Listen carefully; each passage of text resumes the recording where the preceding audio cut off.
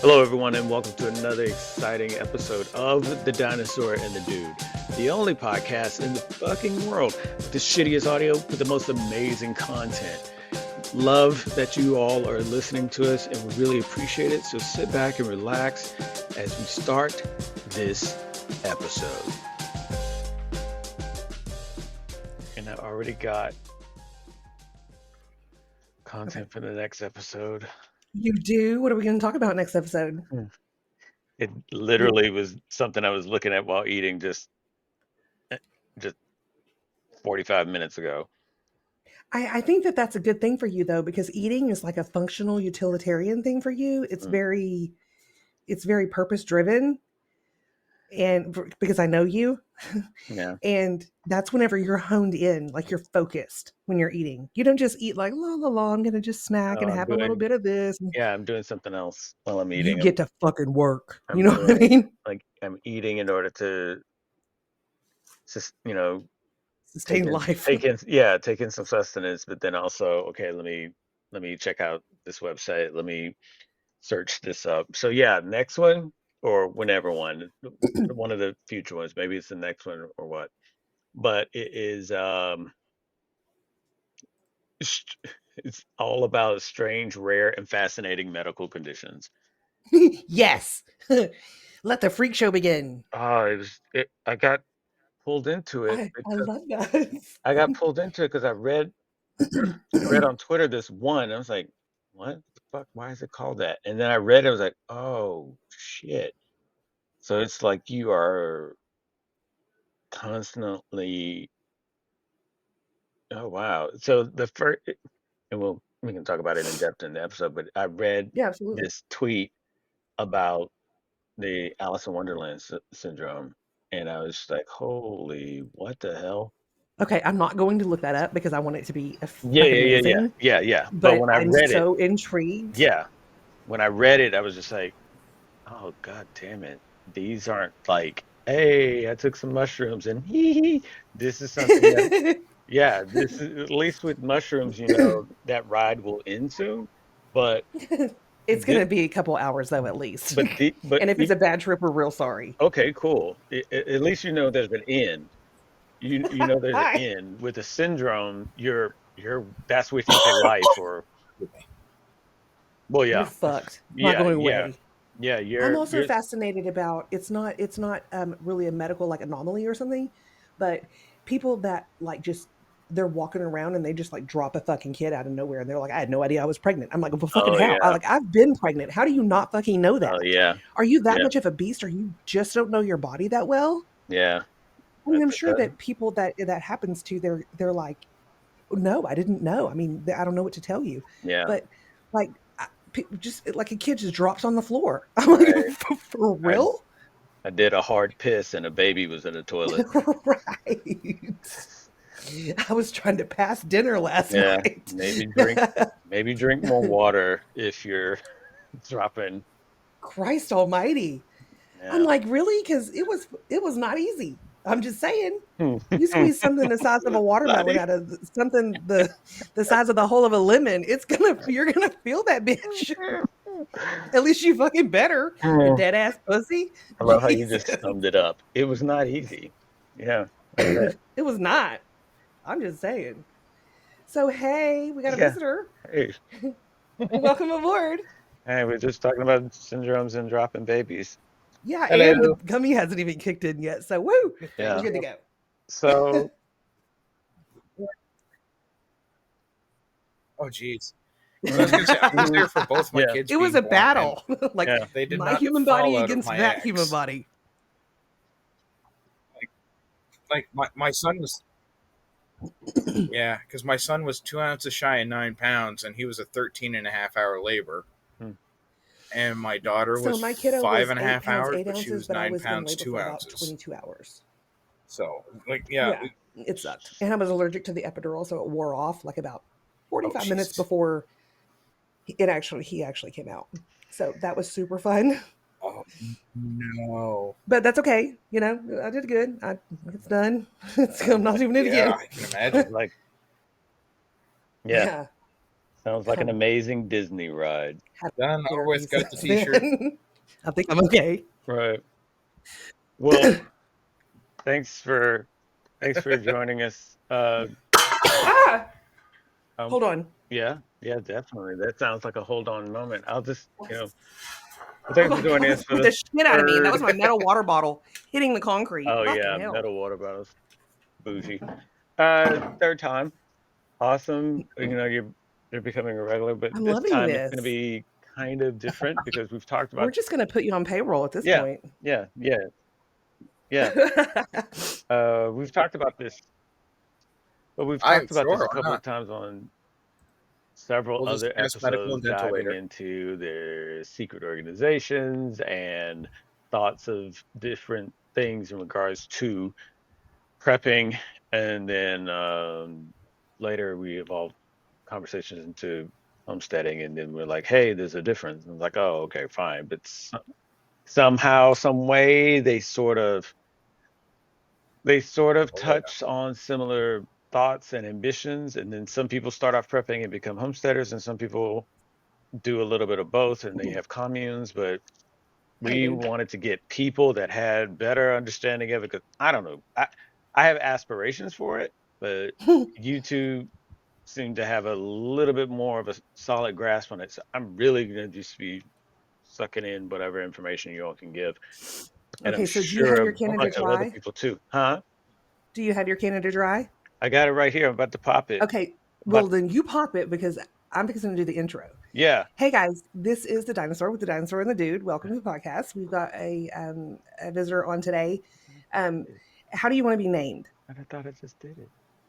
No, you didn't do the whole thing. I'm the Oh, dinosaur. He's oh, the dude. oh yeah, This is yeah, introduce yourself, please. yeah. The whole thing. Who are we talking to? Yeah, Introduce yourself. Oh, me? yeah. Yes. Oh, I'm going by Maniac Gecko. Yes, Okay, you are. cool. Yeah, I didn't want to say your name because I didn't No, know if you wanted No, to let's just no, because we stick all with wear your masks. Superheroes wear masks. maniac. um, yeah, we're gonna drop the disclaimer because that's how we get down. Here it is. And Okay. we are going to be talking about prepping and homesteading today, and we have Maniac on because Yeah. he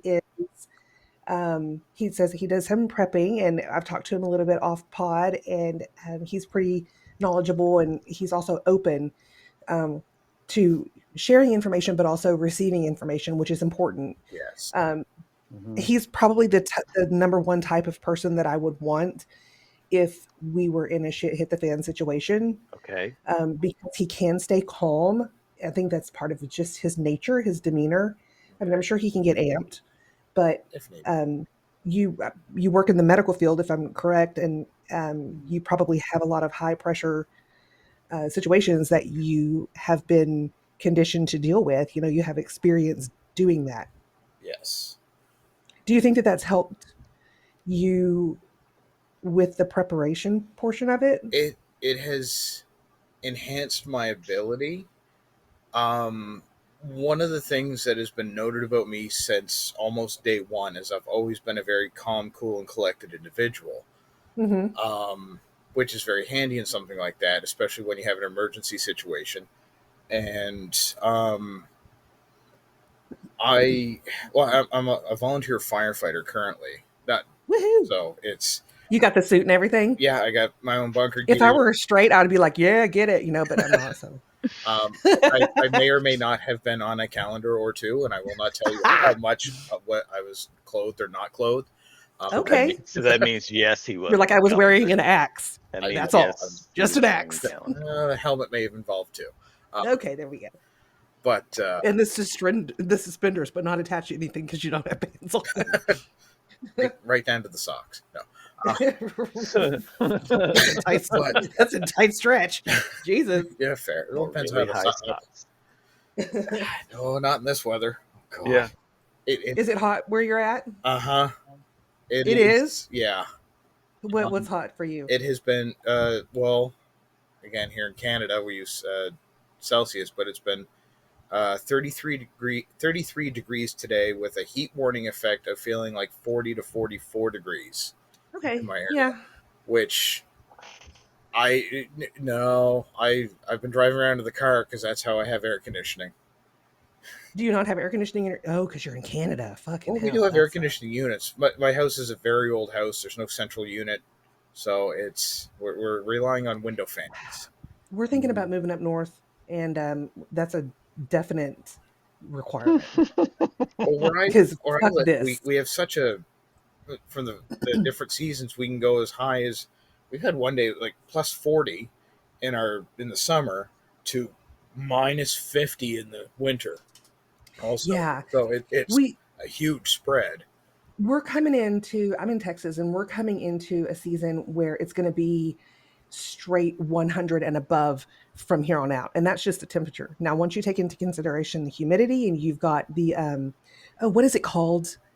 The, it's called the heat Heat index. index. Yeah, The heat index will get up to like, I mean, it could get up to 115, 120, depending on the day and the conditions. yeah. And that sucks. So we're not exactly competing with Jordan, where I think is where it was that they had, I think it was 900 people die at a pilgrimage Oh, gee. just in the past couple of days because temperatures got up to 125 degrees. 125 fucking degrees. Are you kidding me? That's I mean, And should be a oh lot. my God. Are you That's just talk about roasting? uh-huh. Oh it's no. 104 Well, Oh no. up Bury me in there. the sand. well, here's Uh, here's the fun part. I work in a production facility that my area is filled with a bunch of basically heat sources. So I'm and part of my job requires me to walk into a walk-in oven set at 130 degrees. Mm, mm, mm, And mm, mm. and it gets better because of the products that we work with. If it gets too humid, which we're stuck out in the Oh Atlantic God. Ocean, it gets hot. It gets very humid. They turn the heat on to drive the humidity down. Right. yeah. Of course they do, because Yeah, why not, right? yeah. My shop, Mm. I we've mean, got the students have come in because everybody's off on their summer break. So we got 19, 20, and 21-year-olds. But we're the only. fucking about, checking their social media while they're in the fucking oven. Great. Good Well, stuff. I don't think the phone would last. Um, What's your equivalent of OSHA? we have OSHA. You do? Okay. I was going to say, Yeah. because I'm sure that's a nightmare. Yeah. Well, it's because of the nature of the work, things are tweaked a little different because we have to be dealing with those extreme heats. It's not Yeah, that's fun. insane. Do you get hazard pay for that? No, Oh, but I'm making close to $30 an hour, so I can't complain. that doesn't suck. No, not at all. We'll take it, right? Oh yeah, with full All medical right. dental pension. Yeah. Yeah. Yeah. So All right. I already have a question though. Yeah, go ahead. or So Shoot your shot. when you were saying earlier that Maniac would be the type of person that you would want to prep with, and Correct. Other and than my wife. and Okay, from what, let's be clear. well, yeah, and from what you've talked about before, your mindset of prepping leans more on the side of a communal approach. Mm-hmm. yeah, Is fine. that is that like the foundation, the underlying kind of thought for all preppers or some preppers, or is I it? I don't know. I mean, there's a lot of loners. Yeah. They're just it's them against the whole fucking world. Hmm. And case in point, let me get a lozenge because my fucking Yeah, throat's get killing that me. while you get that. I I feel guess, like I have the need to suck on something, so excuse me. yeah, while you get the license. Yeah, I think I can understand that there are some loners because that was a big thing But I always thought of, is that people would prep for themselves, their family, and that's Hmm. it. It was no bartering or anything because like what you and I have talked about before, Dinosaur, it's like some people, if they're slacking, you don't want to you don't want to take on an Carry extra that weight. house. Mm-mm. but on Yeah, the no, unless flip they're that side of close to that, you. one person can't do everything, Hmm. Correct. and Hmm. that's a hard pill to swallow for a lot of people that think Hmm. I'll just lone wolf it. Well, that's really great until you've got some. Your pride is admirable, but Yeah, it's not functional in the end. but I mean, like I look, I'm a fairly healthy individual. I very rarely get sick. Two Hmm. weeks ago, I don't know what hit me, but I was down and out for about 2 full days. If Hmm. I was trying to lone wolf it, and and everything's coming out, nothing's staying in, and I don't have the strength to go get medication if I don't have it in my backpack or wherever I am, I'm dead by the end of those 2 days. Right. Mm-hmm. Because of a stomach bug. Yeah. Whereas if you've got a group, hopefully there's a few people that are proficient in medicines or narcotics or something. Or know how to forage, or Yeah. for herbs to make medicine and stuff. Yeah. Get you some So yeah. dandelions. So talk about talking about lone wolves. So I'm in a Facebook prepper group, Okay. and it's kind of a weird dichotomy because some of the people are like really close to the vest, and some people are like, here's the information that I know, what information can you give me? And they're really cool about it. Yeah. Well, I asked about EMP for housing and our cars. Oh. And EMP would be electric magnetic pulse, and it would be for like, some people think that if an EMP gets pushed, that everything is going to go down and we're all screwed from then on that point on. I think there are probably varying levels of it. Yes. I'm sure that the higher ups, higher than me, have figured out ways to manipulate exactly what they want to manipulate when they want to manipulate it without us even knowing. So, an EMP could just take out something it could take down the electricity grid, but not actually push like a termination protocol to everything that's connected to that grid. Or it could be a full on, we're going nuclear, like we're going to shut this shit down. So either way, that I feel that there's probably varying degrees of EMP, and a lighter EMP might not affect all of the stuff. It's going to affect some of it. But what are the most important things that I want to protect? I want to protect my car, even though I know I'm not going to, after a shit hit the fan situation, I would not go out and start poking around. Probably not, at least for at least 3 months. And then I would be very careful. But that's just me. And because I'm prepared for a longer haul, some people won't have that luxury. A lot of people won't have that luxury. And they're going to be the easy ones to pick off, which is exactly why I won't be out there. Because most of society is 3 meals away from total anarchy, is what the rural summit is. So true. Well, yeah. I used to work at a grocery store, and I did that for a lot longer than I'd like to admit. And I was on the night crew replenishment staff, and everybody thinks there's this massive warehouse out back of the store where all the food's stored. No.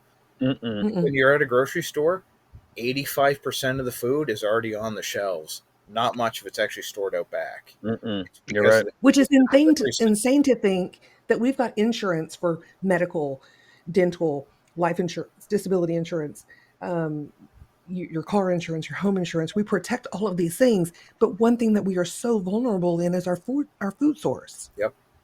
And it's becoming more and more clear that the higher ups in this world that want everything, because nothing is ever enough for them, they are tainting our food supply. Yeah. They are stopping the food supply from actually fulfilling its full cycle. And I would imagine, and this is conjecture on my part, of the other two I know for sure. I don't know for sure because I didn't see it happen, but it's more and more well known that the higher ups are playing a game. They're playing the cards, and we don't have a seat at the table. No.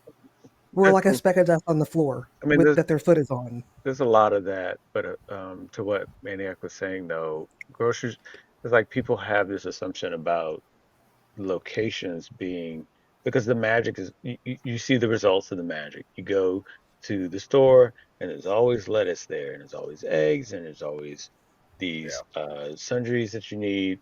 But having worked at a grocery store as well, I can agree. You go in the back, and there's just a bunch of empty boxes being compressed, and very few places. There's no means of storing food at a grocery store. There's one spot for frozen goods. There was one cooler for the dairy, and that's it. And then there's a little bit of shelving for some bulk stuff. Yeah. Usually a pallet or two of paper product for toilet paper and Kleenex and stuff, and some stuff that's Like when there's a really good sale on, the store will bring in an extra pallet of apple juice or the canned meats like the ham or tuna, because it'll go on sale for from $4 a can down to $1.50 a can nowadays. And I remember when it was $1 a can regular price. That was only a So few years ago. so recently I walked into a grocery store and the entire produce section was empty. Mm-hmm. All the vegetables were gone. All from the front of the store to the back. And I was like, holy shit, put uh did I sleep through a disaster? Uh, Fucking the apocalypse happened, didn't it? I'm still yeah, here. and this Okay. guy, The produce truck was probably just a day late or something. well, no, the guy that was there, he's like, yeah, the electricity went out last night, so we had to basically destroy everything. Yeah, And I went in not too long ago to a grocery store, and it was the same thing happening. They were like, we don't have any power. We're yeah, running off of a generator right now, but that's only for the lights. and so it was only that portion of the grocery store was hit. The rest of it was working out fine, but it put immediately clear like, okay, yeah, if the electricity goes out, that is all to waste. I mean, Hmm. Right. can somebody still eat it? Yeah. You're likely going to still eat it in a pinch, especially if shit goes down, and you're going to eat whatever you feel is edible. You're not really going to question it much unless it's like in really, really dire straits. But for a business, they couldn't risk that, so they had to trash it all. Hmm. I think that Yeah. well, I think where I see us going in this conversation without getting caught in the conspiracy of things, knowing that how the situation is with companies running, the control over produce and foodstuffs, that basically is like the thing where a prepper is like, yeah, I'm gonna get control of that. I'm gonna make sure I manage enough and have the understanding of what it takes to grow my own, and then also to store it properly and have it Preserve available it. for the long haul. Hmm. How big of a learning curve is that though? For somebody that's like, say for me, I'm wanting to It's start out and do it, but I don't have jack shit in regards to, do I need a lot of land to do that? Do I no, you need, don't. No, okay. you can do a huge garden that produces a lot of food with about an acre. Even less than that. There's some micro farms that are running off a half acre, three quarters of Hmm. an acre, and they're able to produce 85-90% of all of the food that that family will consume. Right. It's I love that. you A lot have, of vertical farming too these yes, Yeah. days, that's becoming very popular. Yeah, I've which seen is a lot very of that. smart, especially for Yeah. shade plants.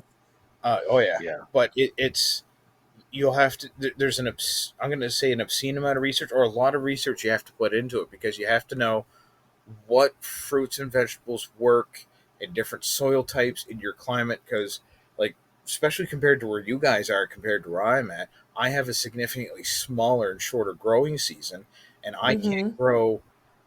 I grow a different variety of fruits, vegetables, and everything else than what you guys are capable of down there. Hmm. Right.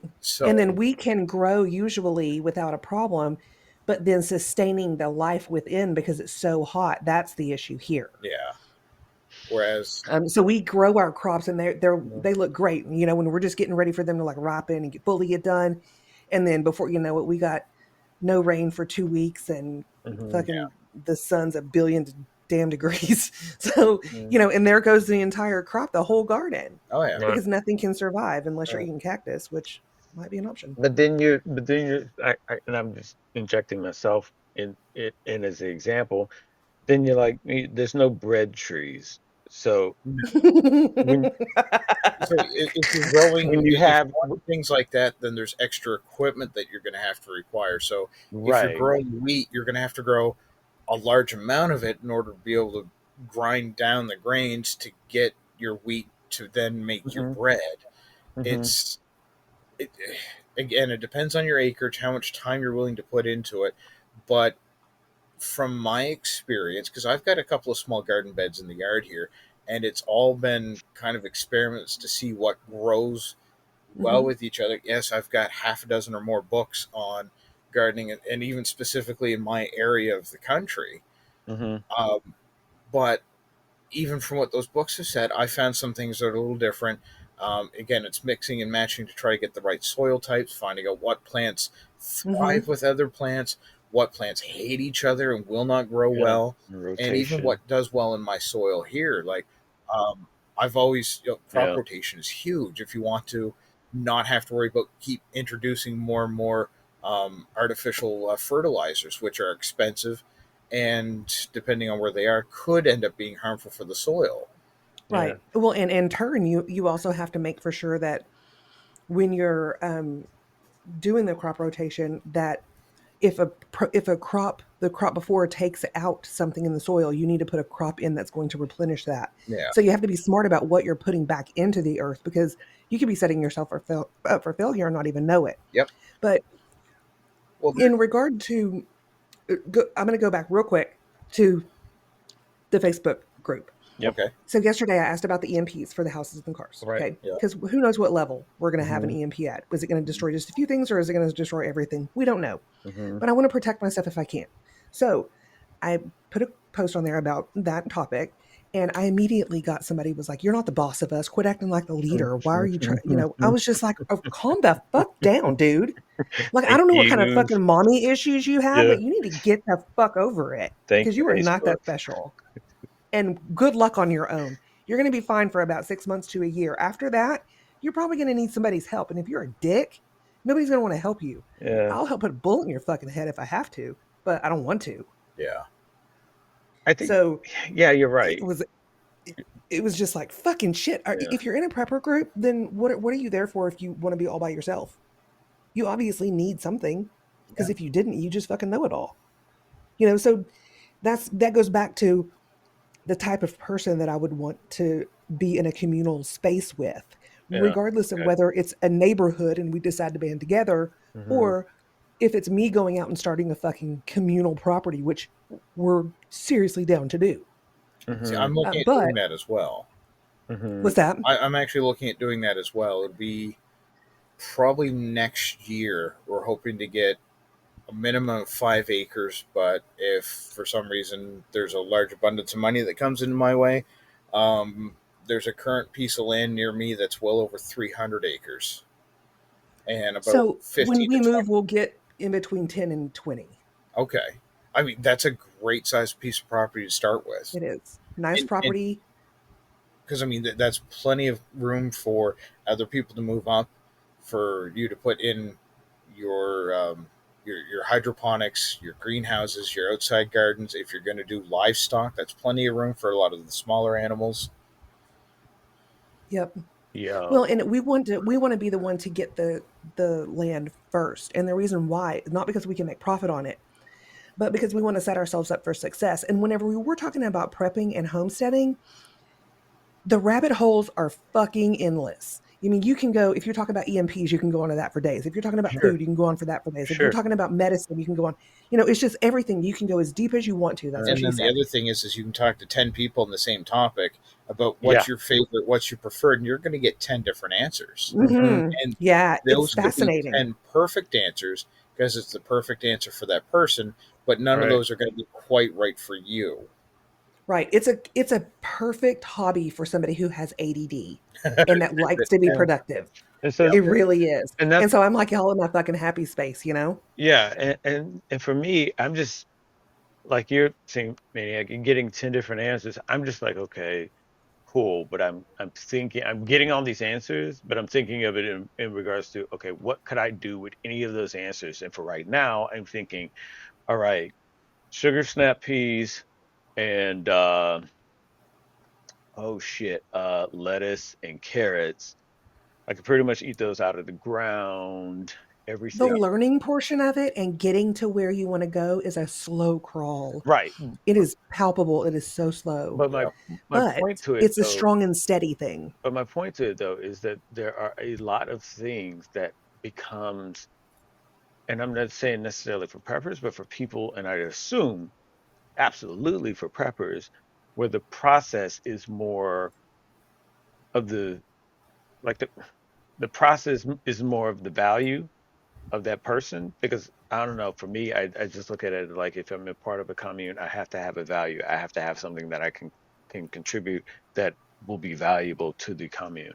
And so if I can slaughter livestock, or if I can prep meat, or if I can make bread, or you know what I'm saying? Like that kind of thing that is You have be to have skill sets, yeah, For that's sure. and knowledge. that's beyond I can plant carrots, you know?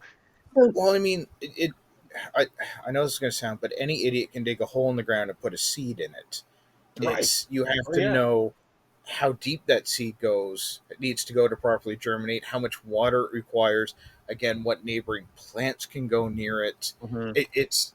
There is such a precise and imperfect science behind trying to grow a large variety of fruits and vegetables. My brother, I did ask him if he would be able to get here for this. He just wasn't able to because Hmm. him and his partner are very busy right now. They're actually in the process of building their own log cabin home on their own property. Right. Oh my God, that's Oh amazing. yeah, I'm so jealous. He's cut down trees since last fall. His partner's she's been stripping the bark off of it. They have their own Fuck yeah. sawmill. They've been milling up That's some fucking woods, bushcraft and stuff. I love it. logs. But they got the foundation supports poured over the last 2 weeks. So now we're going to start building a frame on there.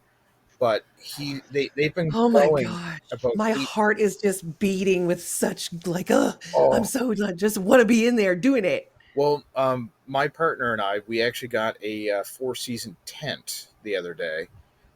It's a 14 and a half by 10 foot tent, and we're actually going to be setting it up on the property. So her and I and my two kids can actually go down there and help out with, well, more so my son helping with the construction because he's almost a teenager, but my daughter, who's still single digits for age, is she likes helping out, looking after her cousin, and she enjoys helping That's out good. It with. takes all kinds. You know what? We will take that little baby girl in. We will take her Oh in. yeah, We will tell her, this is your job and this is how you're going to yeah. shine. Well, I mean, in the process of like talking to my son about buying the property and raising stuff, and I told him like, bud, you have some responsibilities now at the house with like looking after your room and all this, but when we get this, you will have more responsibilities. And he looks me dead in the eye Mm-hmm. and he goes, Dad, I know. I'm looking forward to it. I'm like, this is great, bud, because I go, when we get You chickens, realize it's going to be you and your sister are going to be responsible for the welfare of those chickens. You're going to have to make sure they're fed, that there's water at their site, and you're going to be collecting the eggs every day. And he goes, I'm looking forward to it, Dad, because I can deal with chickens. that's awesome. Chicken. So you do realize, Maniac, that we'll probably end up living on the same property. There's a chance of that. I mean, I'm not opposed to it. I think that it would be a smart move, Oh yeah, honestly. Um, I because mean, if it's I've got 300 but acres. it's all about enrichment for me. It's all about enrichment. How do you enrich yourself, the space, the people around it, the community? How do you give so that you can receive? It's not about just here's this and I'll take this. yeah. It's got to be a given. It's got to be a give and take and a back and forth, and it's going to ebb and flow and It's grow and shrink. in the end, it's a communal family. Hmm. You may not be all related by blood, and you may not be related to anybody else by blood there, but you have to be one cohesive unit with the end goal of doing better for the rest of the community. And I mean, you don't have to kill yourself by doing everything, but Right. put in a good day's effort. Like Yeah. Just be better every day. yeah, You know. like when this happens of getting the land, I've got a good friend of That's mine. right. When it happens, I love that. I've got a good friend of mine. I've known him for 25 years now. Him and his wife and their two little ones. They homeschool their two little ones, Oh wow. and Good. so Holy shit. That's some work. yeah. Each one of their kids is about a year younger than each of mine, so they're very close to age, which is nice. But the thought, him and I have discussed this a little bit, not as much depth as I'd like to, but we get the land. I'll have my house built on there. I will help him build his house on there, and ideally, uh, pull the kids out of the public education system because it's failing my son, and my daughter's finding it too easy, and Yeah. pull them out of that. Homeschool the kids, so they're there. Teach them what they actually need Yeah, to learn in because order to live and survive. and the thing is the kids will, yes, they'll be taught the generic stuff that they have to get that damn high school diploma, but then my kids are also going to have hands-on knowledge of how to grow a plant from seed to fruiting, how to Yes. build a building by hand, how to Hmm. fix the car, as much as I know and how much I'm willing to learn. Um, my children are also going to be proficient and are starting to get proficient in the, I'll say, shooting sports. Both my kids thoroughly enjoy Pew, archery. pew. We enjoy tomahawk and knife throwing. We've had Oh targets my set up God, for that's that. awesome. I've had my son in the local junior rifle program. Um, I'm looking at getting him set up with his own single shot 22 caliber rifle. I've been a firearms owner since I was 19 years of age. I used to instruct it for the the Canadian Firearm Safety Course. So That's awesome.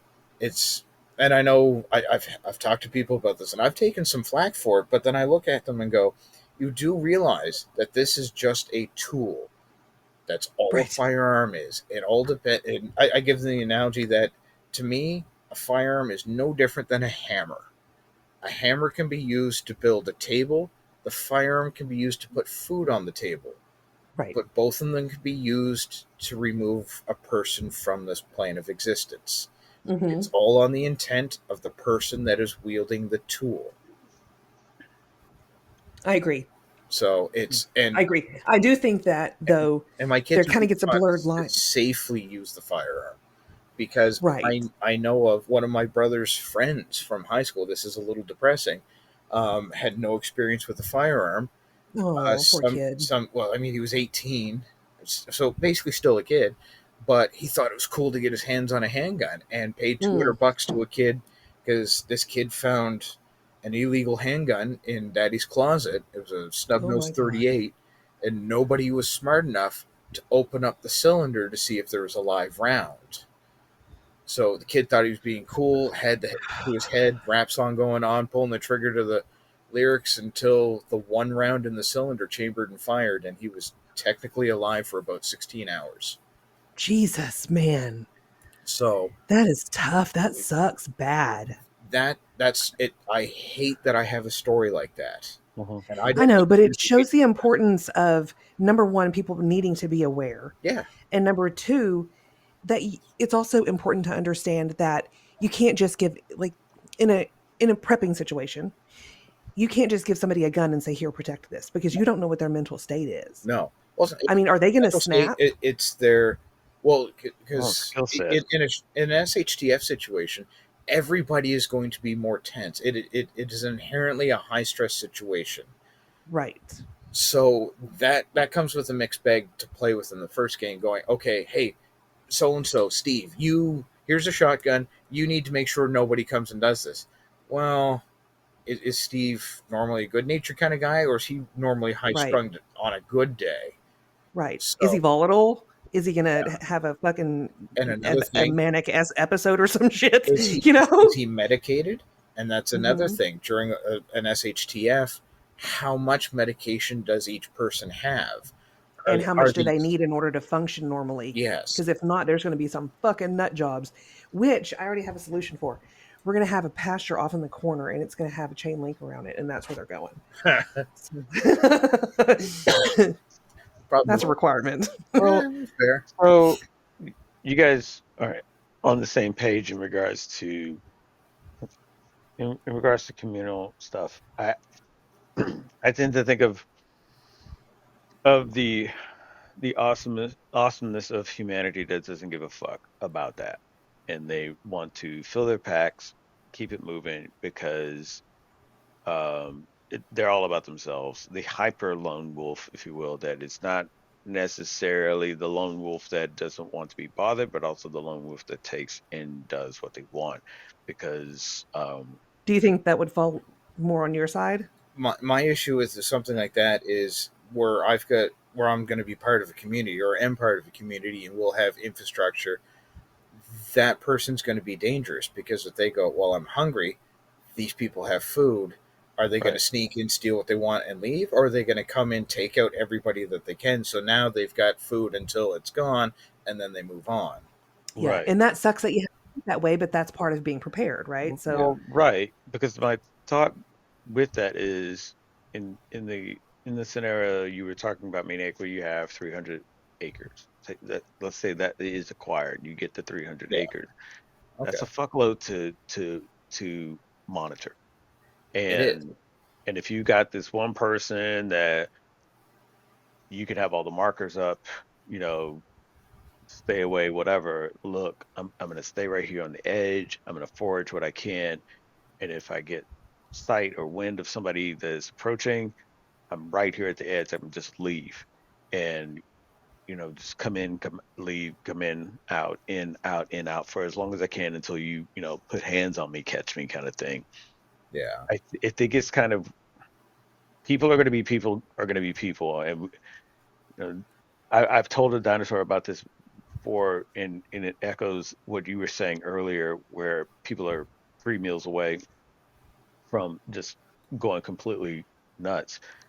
When a couple of winters back, um, oh yeah, there was that moment where there was this huge freeze and power's out, water was frozen. You had what you had at that time in your house, and I there was was no going anywhere at all. yeah.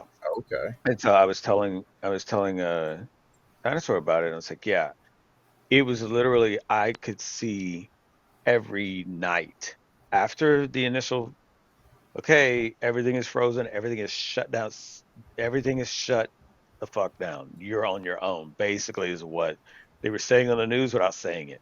You're on your own every Right. night. Don't call emergency. We don't even know if they're Yeah, going to be there to answer the yeah. phone. Like, Every just don't even try. You're on every your own. night Good luck. I saw May the more. odds ever be in your favor. Right. Every Yeah. night I saw more and more people venturing out into the streets. And it Yeah. wasn't like a, hey, kind of Is swap out. everybody okay? Yeah, it Is wasn't a everybody candid okay? No, it's swap or anything like that. It was scouting. It was, okay, yeah. is anybody in that house? I don't know. Hey, you guys okay? Oh, okay, nobody Because if you see responded. lights Okay, on, okay, do they have a generator? Are they running kerosene lanterns? Do they have right, electric? Right.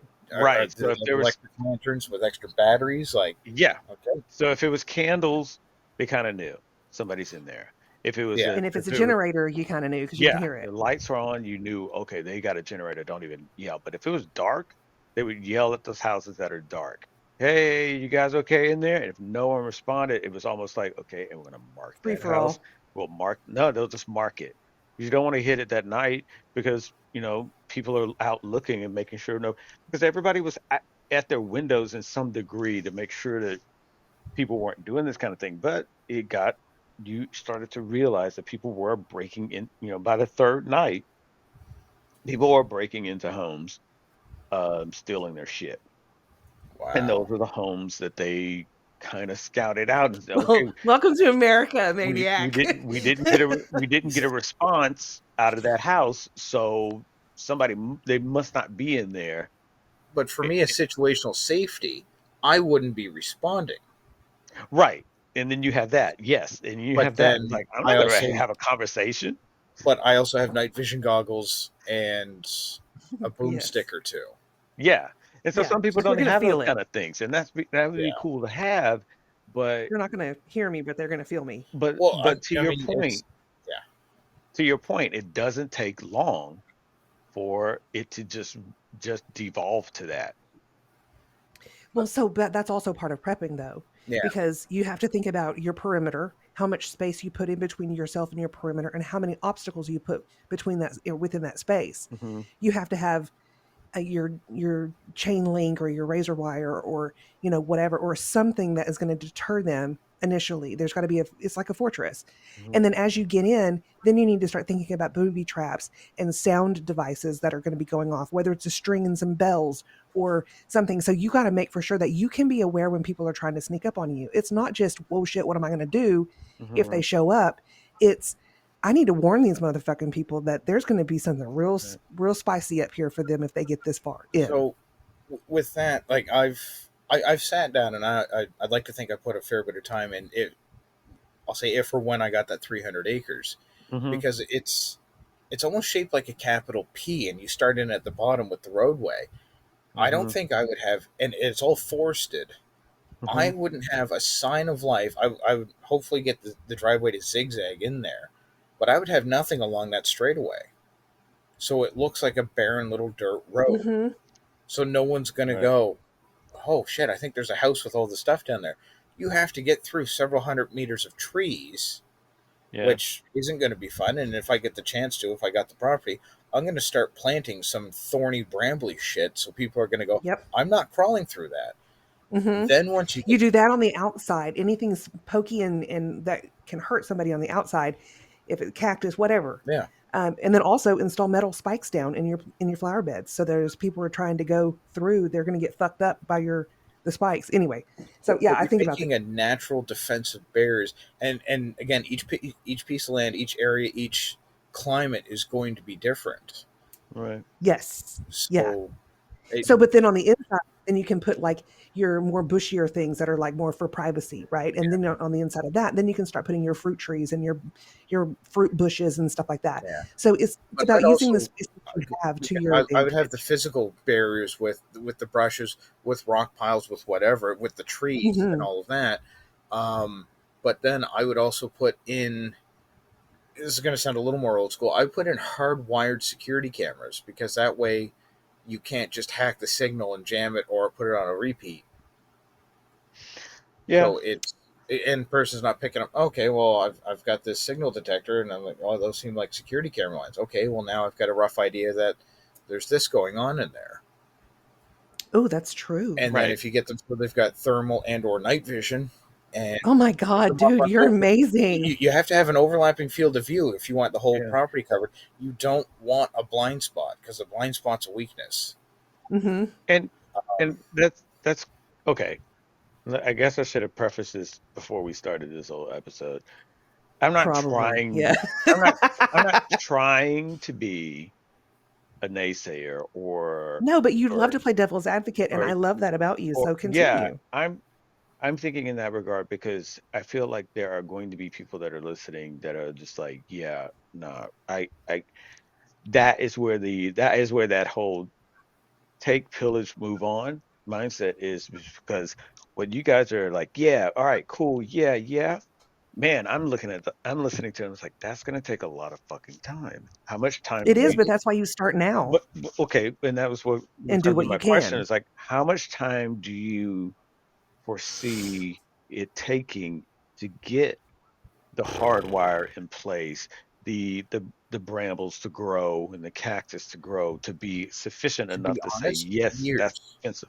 Years, yeah. If I had all the money in the free world, it would take me probably about 3 years. And that's with like a fucking huge step in the right direction, because it's all costs money. Right. Yeah. And so both of you saying years, my question then is, what for the immediate can someone do prepping wise for a shit hit the fan scenario, or a get a bug out bag? You need to make a bug out bag. Okay.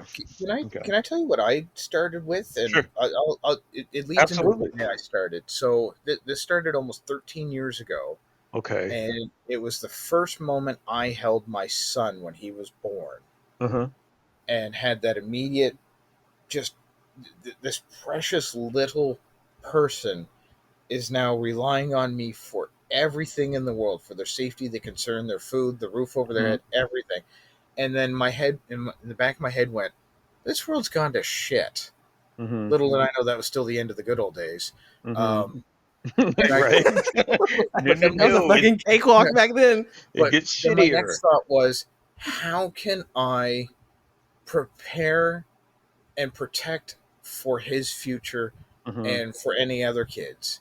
And I started doing a little bit of research, and the first thing I did, now in hindsight, probably shouldn't have done this, but I researched into what the most used material goods in the world are. The first one is petroleum-based products. I don't have an oil factory or refinery, so that's kind of out of the question. But the second one was silver. It is the Okay. second most used and versatile commodity in the world. It's in your solar panels, your electronics. They're putting it into clothing because it's a natural germ killer. It has 1,001 plus uses. So I went, okay. I went out and bought silver.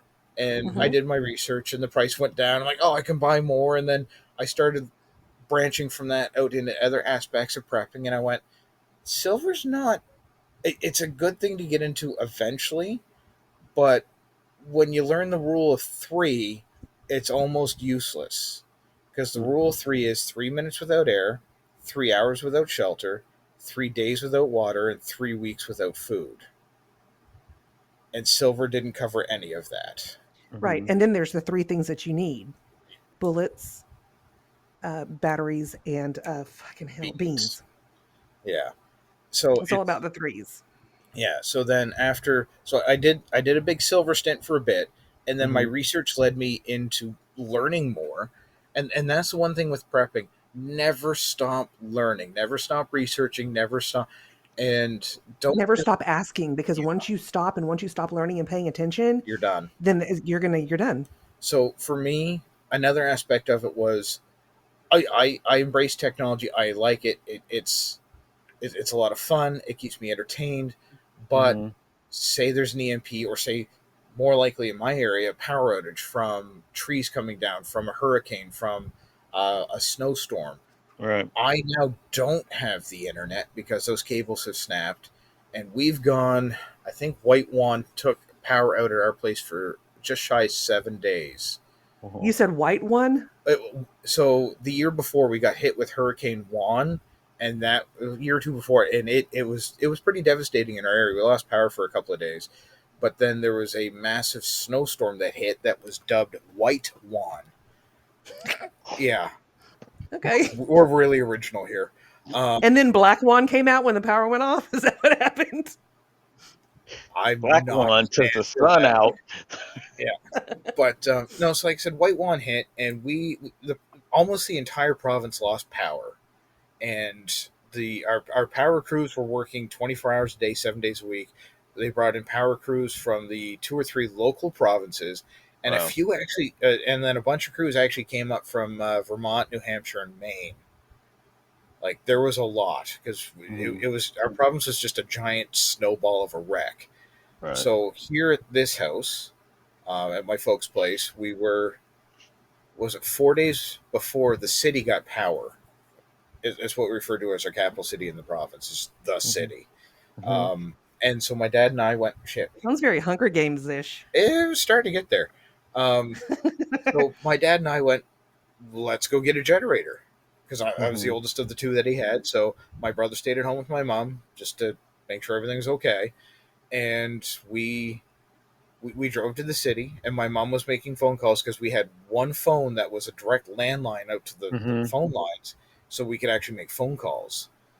And she was calling all of the Canadian Tires and all the places that carry generators. Like, oh yeah, we got 15 left, and she'd call us, and we'd scurry right to there just to see the last one going out the door as we got there. 6 or 7 stores like that until we got to one little rinky-dink spot that sold Honda generators, and they had like 15 left when we got there.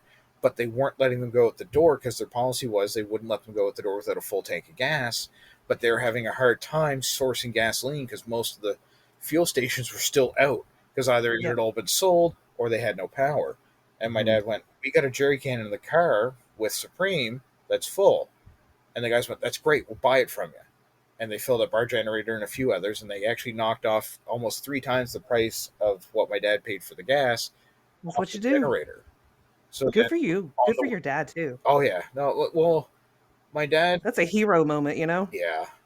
My dad's a very smart man. I've learned a lot from him, and I still have a lot to learn from him. Growing up, we had a room in the house called the library, not a single work of fiction.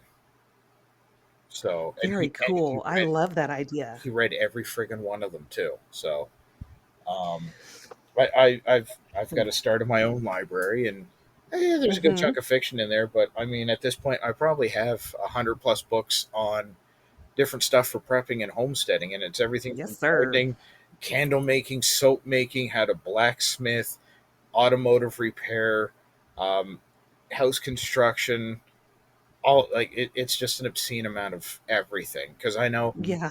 as much as I'd like to think I'm a sponge for information, I can't hold it all in. I can't know everything. So Right. it's My brain is full. There's too many people in here. Y'all need to go home. yeah. So, but my thought was every time I find one of these books, whether I'm out thrifting or at the bookstore or wherever, and Yep. I'm like, I don't have one on this, or there's new You know, information in this I don't have. I pick I it up. love Texas junk shops. They're the fucking best I'm gonna have because they have that shit, a lot of it. nice. I'll keep an eye out for stuff. I'll send you a message if I come across something. Okay. Well, was it my last run out? I found it was a book on gardening that had some stuff in it I'd never even heard of before. So I'm like, you know what? It's worth picking this up. Yeah. Check this out. Or even When I stuff got my from historical things, like oh even cooking yeah, style. yeah. So to have So cast iron to cook over an open fire, and that is quite a skill set. Most people think I can just do it. No, Mhm. no, you have to control the height off the coals or off the fire. It depends Yeah. if you're doing it in a Dutch oven or on a frying pan, and like there's a lot to it. yeah, so um when my dad passed, I got some stuff from my stepdad because my dad's gay, or both of my dads are gay, um, and so in that box was a bunch of my dad's old college stuff from like the 70s or earlier, Okay, um, and I have vintage books on solar power, and nice. so it's no Wow. frills; it's just functional. Yes. I've got books on electricity and mechanics, basic mechanics, and how to figure things out with just basic knowledge, um, organic gardening and stuff. I mean, I've got some pretty cool vintage books. I'll have to send you a couple of the covers so that you can see them, but it's pretty fucking amazing. And I have my dad's original first aid certification textbook. Okay. So cool. I just love it so much. And I love that I'm integrating the knowledge that he had into it. Mm. So I think that's pretty cool that we're both connected in that way, Yeah. It's cool to me. Well, So I wanted, well, go ahead. and a flip side to having a library or something like that, especially if in a SHTFA, you've got the knowledge at your fingertips, whether you've got power or internet or not. Hmm. And one thing I found that a lot of people tend not to think about when it comes to something like that is entertainment, Yes. because books will take your mind off of it. Because yeah, there's going to be a lot of time where you're busting your ass to make sure everything's okay, but then you're going to have a lot of time, a downtime, and the Hmm. worst thing you can do is be sitting there focusing on all the little nitpicky, nasty little things. It's going to drive you nuts. And as humans, we require entertainment. If not, we're going to go batty. Right. So get Well, that's where music game, comes in. That's where games music, come in. yeah, or Yeah, even for sure. hobbies. Because Oh, for sure. like Yeah. I've been doing leather work for almost 15 years, and I've been learning how to tan animal hides. He fucking A, man. You're a fucking hero. So I love this shit so much. I'm pretty sure I got ADHD or some form of autism or something. It's He smells undiagnosed. like death and chemicals. Well, he's Yeah, been busy. yeah. But it's just one of those things that it's like each one of my hobbies tends to link into something else of another hobby, and then it's just a never-ending rabbit hole of all these little projects I got going. And that's like it.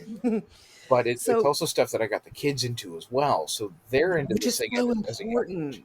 You're doing a really good service to them. And it also encourages you to be a good dad at the same time, right? Yes. Because you're not going to teach them things and be shitty to them at the same time. No. At least, I mean, that's not productive. So why would you? Exactly. You were talking about your origin story. And so, um, about how you got into prepping. That's what I would call it, the origin story. Yeah. And you've also explained how your kids have gotten into it, based on what you've introduced and the people that you surround yourself with. Yes. So I came from a little bit different background. It wasn't an organic thing for me. It was literally a survival thing for me. So I was married previously, and all of a sudden, she up and left. I mean, it was very abrupt, and it was not expected or even led onto at all. Um, and I had to survive, and I depended on her so much to be half of me that whenever that happened, I was shell shocked. So I had to make for sure that no matter what happens in my life, I will be able to sustain myself on my own. Yes. So the very first thing that I did was I went and got food. Yeah.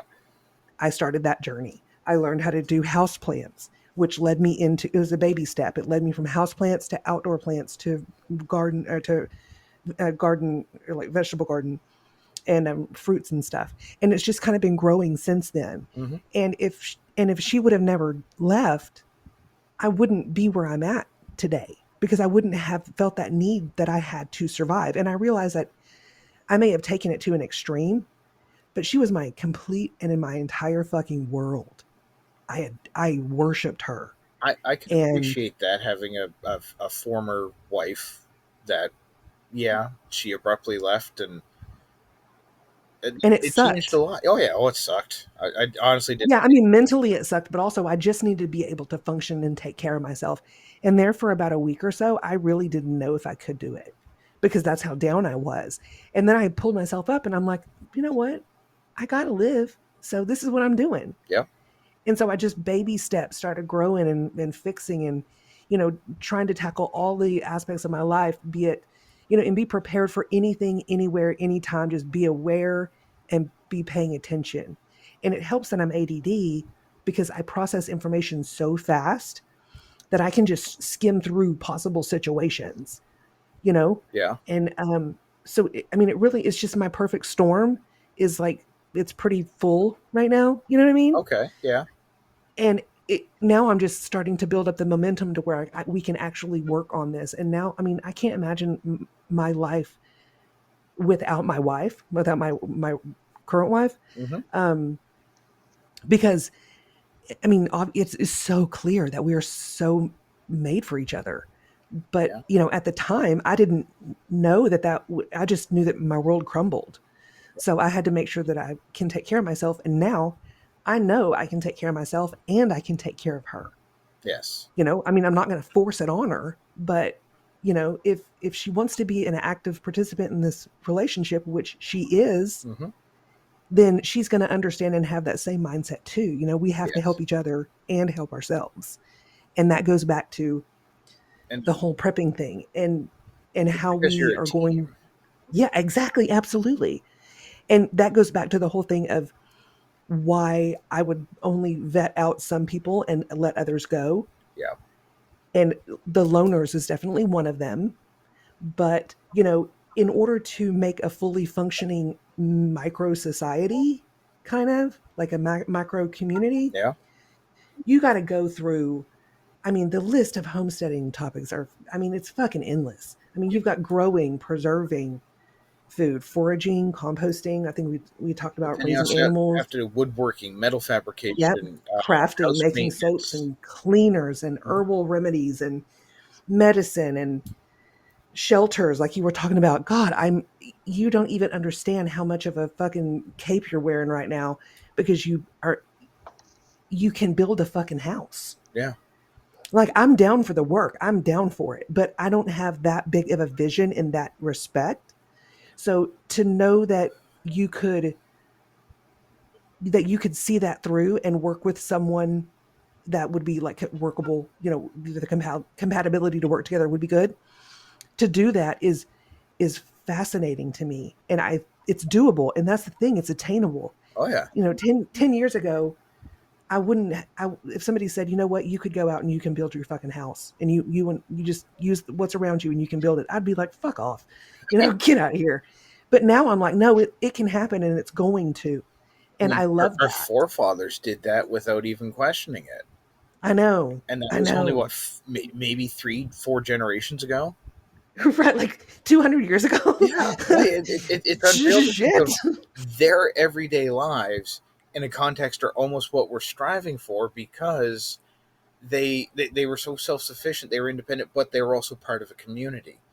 Isn't it funny though how they wanted industry, and now we want what they had. Yeah. So it ping pongs back and forth. Well, it's because we've gone so far on the industry that Right. it's lost its, I don't want to say appeal, but it's been so degraded and watered down.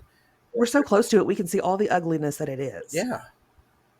Yeah, absolutely. And it's a pendulum. It's a definite pendulum. But it's not just the industry; it's the fact that, like we were mentioning earlier, with the rising cost of food and how unstable the food and supply lines are. Because I've seen it firsthand. I was, like I said, I was working at the grocery store when COVID hit, and holy sweet suffering. Um, yeah, I'm sorry, that's not funny, but well, the way you said it is holy sweet suffering. the friggin' run on toilet paper was unreal, and we were all I scratching our know. heads because We were in Mississippi, and they had no idea what was going on, and we got word from DFW that everybody was out. So we went to the store and bought every package they had except for 2 packages. And just because, well, I'll put it this way: when we got our supplies, we would receive truckloads every Monday, Wednesday, and Friday night, and then there would be a part one on Saturday to get through the weekend. And on those trucks, there would be about 1.5 to maybe 2.5 pallets of paper product, and that was your paper towel, your toilet paper, and your Kleenex, and that would get us through that. Well, once COVID hit, we were receiving a truck a night of just paper goods, and they were gone by 11 o'clock in the morning. We were receiving 18 to 20 something pallets of toilet paper, and it was being wiped out. And like I said, we're all scratching our heads going, what in God's green earth is going on? And then I read or heard something, and it stuck with me, that the reason why everybody was buying toilet paper was because every time one person sneezed themselves, 100 people shit themselves. Yes. Well, and here's the thing, something that we don't think about because it's so basic. Yeah. That it's just almost to us like it's a human right Yeah. to have toilet paper. If you didn't have toilet paper right now, if you were out and there was none and you took a shit, what would you do? What can you use that's around you? Do you know? Well, I don't want to. Do you know what you can use? I was going through my laundry and found a sock with a hole in it, so I could cut that in half. Yes, that's true. And then rinse it out with some water, hopefully a clean water source each time. But that might not be possible. But also leaves. I was going to say, what I got leaves a or couple of plants can you big use? maple trees here in the yard, so big, wide, like bigger than my palm. So you kind of and that's a fucked up thing to think about, right? People don't think about that sort of stuff. But what do you do? But then on certain things like that, you can also look back through history. Like I'm a giant history nerd. I do the I know, I love it. It's so much fun, and the kids have been doing it. So I've and actually that kind of ties in with the homesteading prepping and everything, because we're learning 18th century skill sets that directly correlate to if shit goes sideways.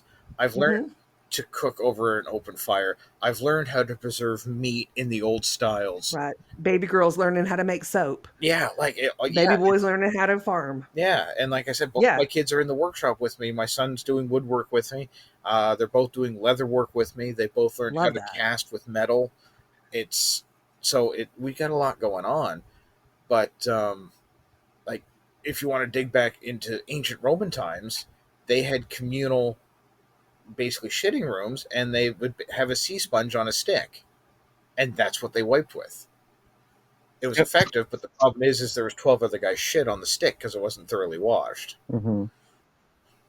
So, dude, yeah, I know. History's a wonderful and disgusting thing all rolled into one. Okay.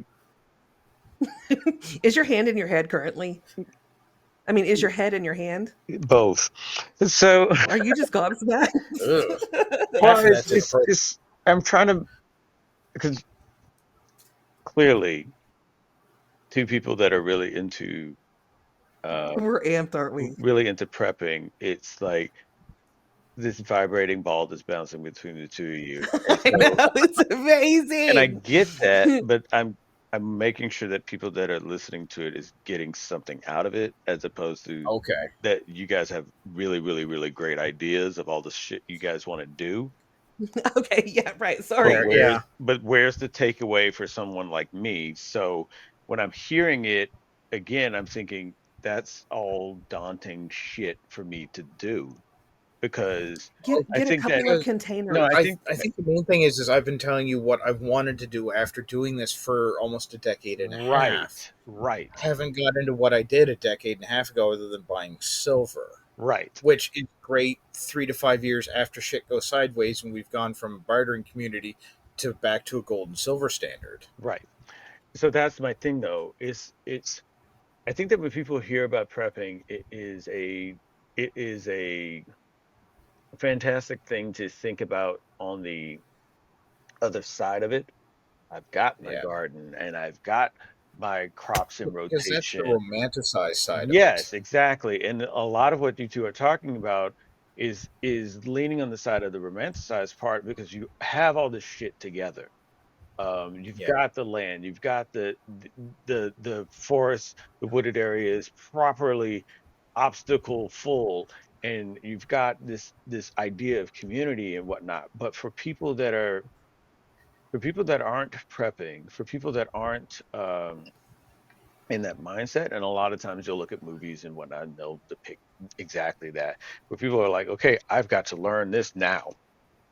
Because the two of you have both talked about something that I think is at the like you were saying, Dinosaur, at the origin story of everyone, there is a there is a whatever degree it is for that particular person, but there's a catalyst that occurs where they feel like never again is in place. And Right. I'm by myself now it's in a because relationship. it gives you a sense of security and Mm-hmm. calm in a turmoil and unknowing world. Right. Yes, absolutely. But I mean, it's a some it, however it is defined is per person. You know, what that situation was is per Everybody, person. yeah, every I'm friends with a few preppers in the area. We've discussed different things, and even though we have similar backgrounds and styles, we all have a different twist on certain things. Hmm. So, Hmm. I guess to sort of jump ahead and answer the question I think you might be getting at, one of the first things I might recommend to somebody, again, like we are mentioning earlier, always do your research. Keep Yeah. reading, keep learning. You're going to learn some bad shit. You're going to learn some good shit. Hmm. The best thing for you to do is to find out what shit works for you. Sure. And one of the first things, when you start getting tangible assets, if you're going out and spending money on things, I'm gonna go back to the rule of three. I'm gonna suggest you get something for water Mm-hmm. cleansing and filtration, and that could be anything from water purification tablets to a life straw to a full-on water filter system. Hmm. Because again, 3 days without water, you're not here anymore. Once you've got And something to food. cover that, then you go into your foodstuffs. Hmm. Mm-hmm. Whether you're buying dehydrated, whether you're getting bulk can or dried goods, again, you have to assess your situation because it's going to be different for somebody like me living out in the country compared to somebody stuck in a one-bedroom apartment in the city. Right. I've got Mm-hmm. land I can grow. They don't. They have a finite space. They can only have so much. Right. And if they don't prepare, when it is time to, oh shit, no, I really have to start growing my food. The resources are going to be Right. scarce. Yeah. So you have to prepare for that too. Yeah. Like my And then, my partner, my person, we don't live together. We're, in fact, she lives in the city and I live in the country. Hmm. And she's in a two-bedroom apartment, sharing it with her daughter, Uh-huh. and I'm out in the country. So again, and I do make more money. That's a recent development just because of where I work, because we Hmm. were working at the same place. Hmm. But I'm afforded the ability to have more because of it, but I'm also helping them out. I've helped buy them some of the basic equipment to put Right. into their grab and go bags, and I've told them, mm-hmm, shit goes sideways, you get the hell out of there, because there's do not take the roads. no, Christ Almighty, don't take the roads. like, if you have to hoof it, you hoof it. But here's the equipment you're going to have. That I want a horse and buggy. Just saying. let's get to the point where that's going to be cheaper than a car. I know. And what I've Right. told them, something goes sideways, like, if it's bad, it's bad. You get the hell out of Dodge and you come here. Mm-hmm. I want to come up with more finite rules, like this is route A, this is route B, and this is route Yep. C. If there's a way to contact, we contact each other, let them know we're going to attempt route A.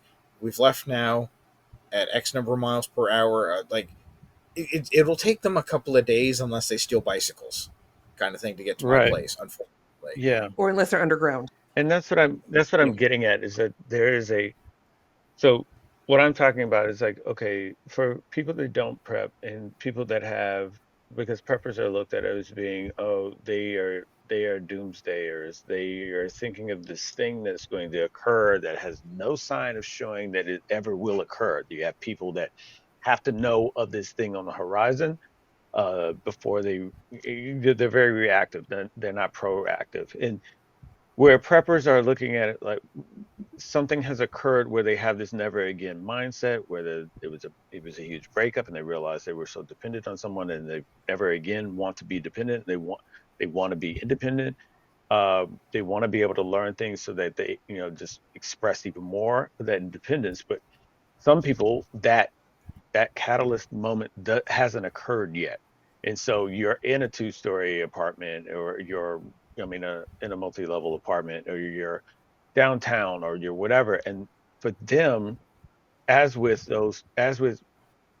others that have had that moment of where they are at I'm going to be more dependent, there is a period in that time, like you were mentioning, Dinosaur, where there is more so survival happening than prepping.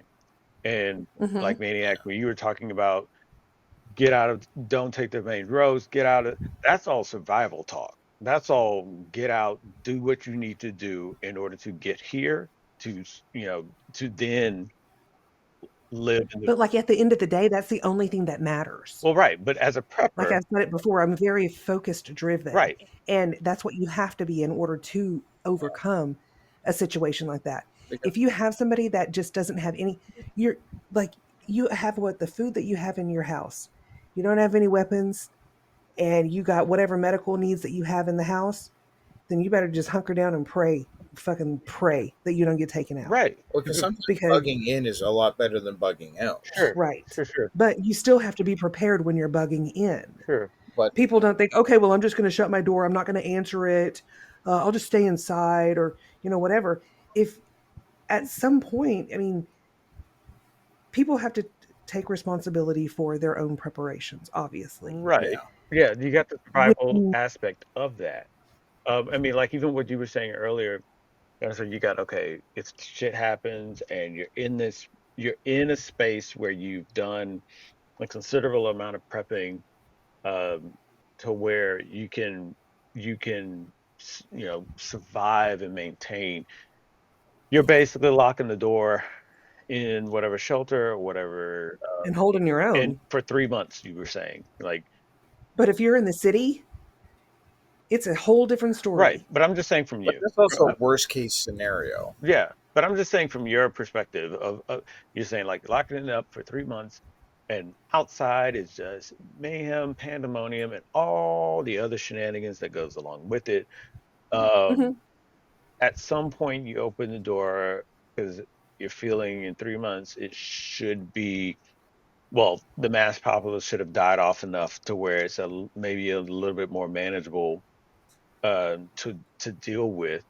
Whereas with the two of you in the ideas of a commune, it's still that survival mentality, but yet in an organized way because you've got more people there wanting to maintain the Well, and sustain, well, yeah, maintain and sustain the environment that will benefit everyone. And when you have that mindset where a lot more people are involved, it's a lot more achievable.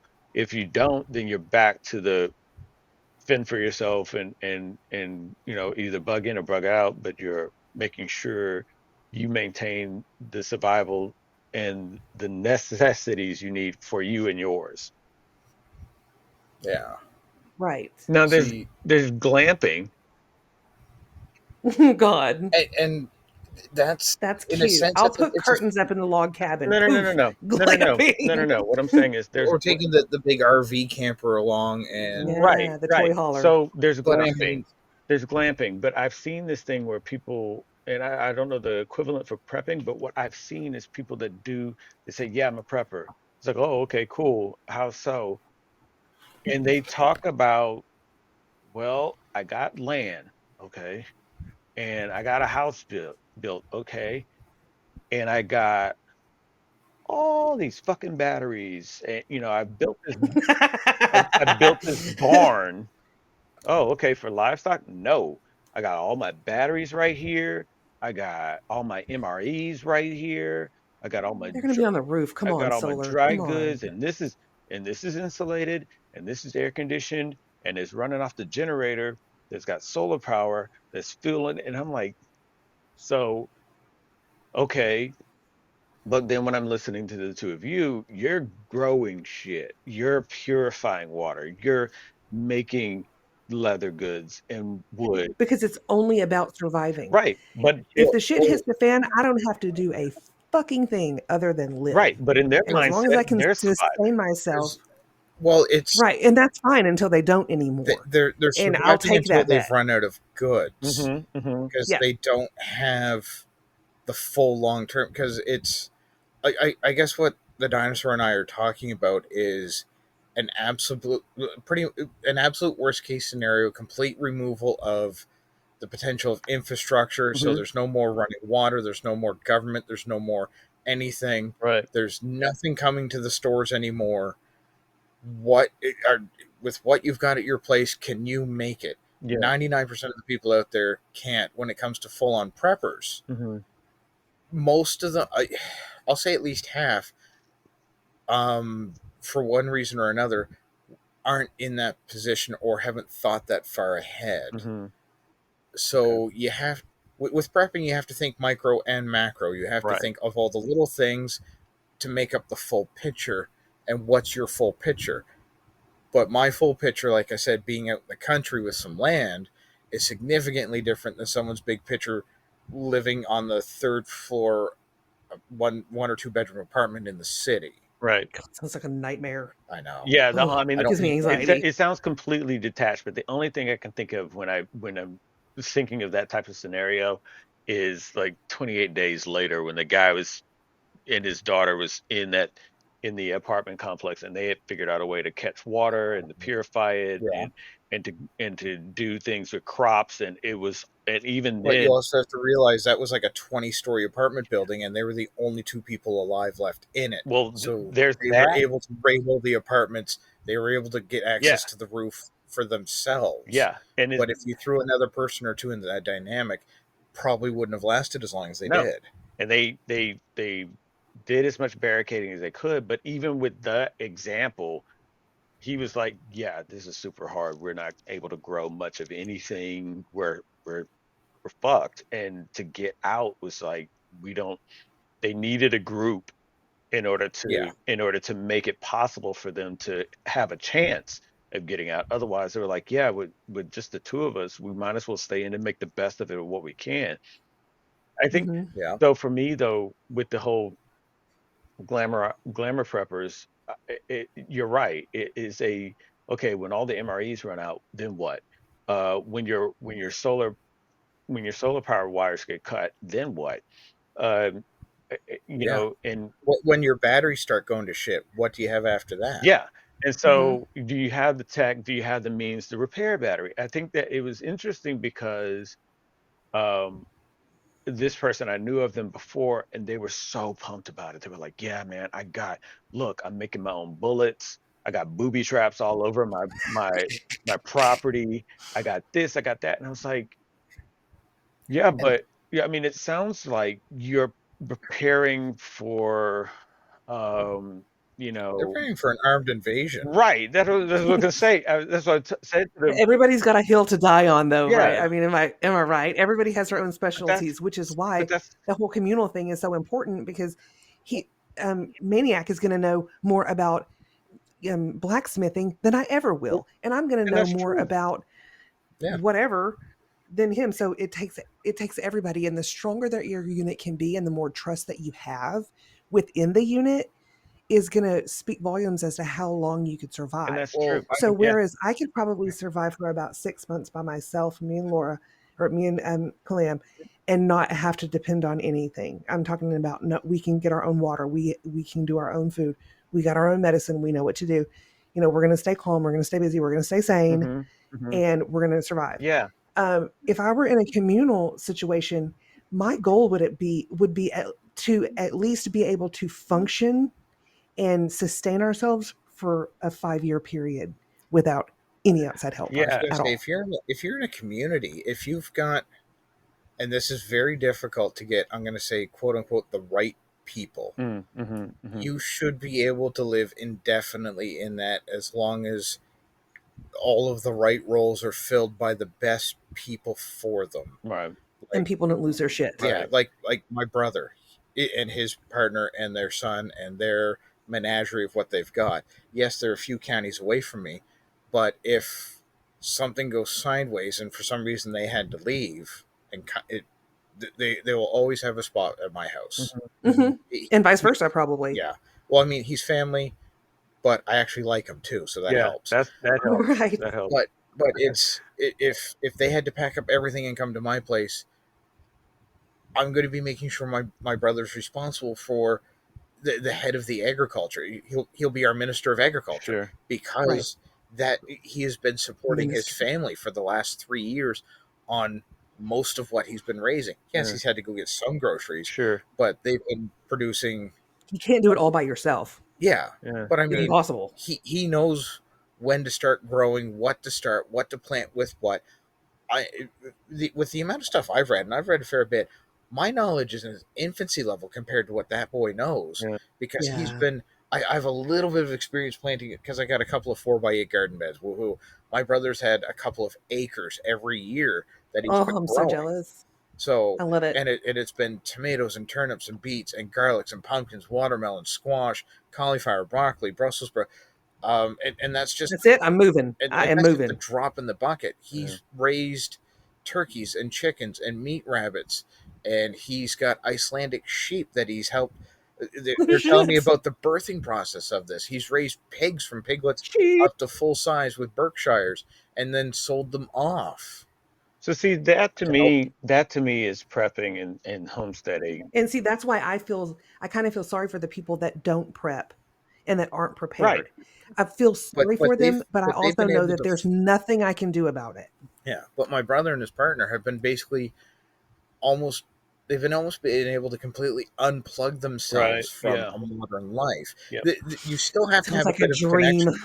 Oh, I know. Mm-hmm. You if you still have need to have it. some connection to it, Mm-hmm. but with a few years ago of him selling his house, she had an accident on her motorcycle. The other person was at fault.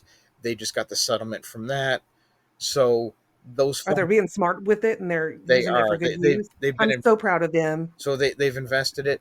Like he's got a 1953 Ford something tractor. Like it was they only released it for a few years, but that sucker will run on. That's a mode of transportation. Oh yeah, but that tractor's been hauling the logs out of the woods for them. It's been helping till their fields.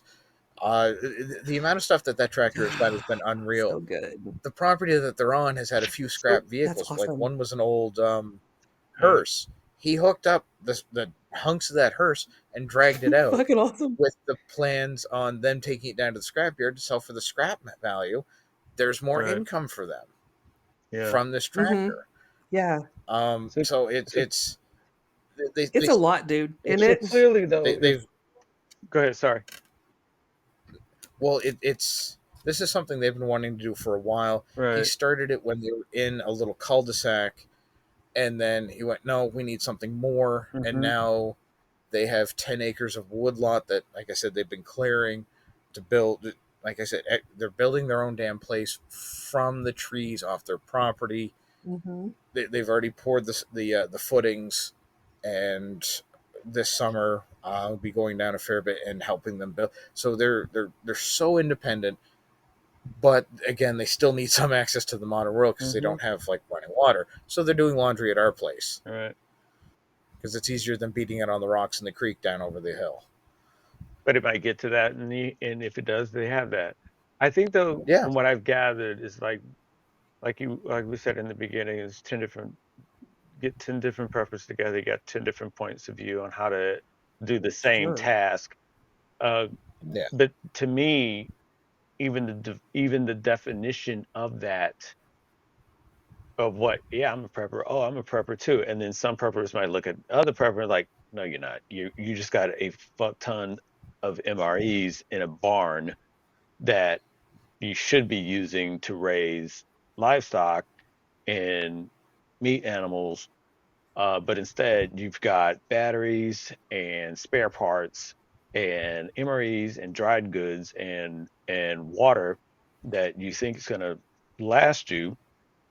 And that Putting in plastic, that enjoy being some poisoned. people can't look after animals for one reason or another. Maybe they're not physically able to or whatnot. So the person that has a barn full of MREs, batteries, and water, I would class as a prepper. They're prepping a little They're different doing than what I they would. can right, in Everybody's some and way. they say they are. whether if you just went out and you had nothing to yesterday and you bought a flashlight with a couple of double A's to run for it, and you bought that A can for of when shit beans. goes sideways, and you say I'm a prepper, I will pat you on the back and say you're goddamn right you Good are. job. And Yeah, that's good not job. saying Keep it that up. they're That is not. a step in the right direction. Right. That's not saying that they're not. I'm Because saying the definition of what a prepper, what someone would say a prepper is. I'm prepping this way. Oh, okay. Well, I'm prepping. I'm prepping where I'm growing my own crops. Nah, I'm prepping this way. And You can identify as a prepper, and I'll respect it. yeah, It doesn't mean that you necessarily yeah, are. the way you're I can going about it.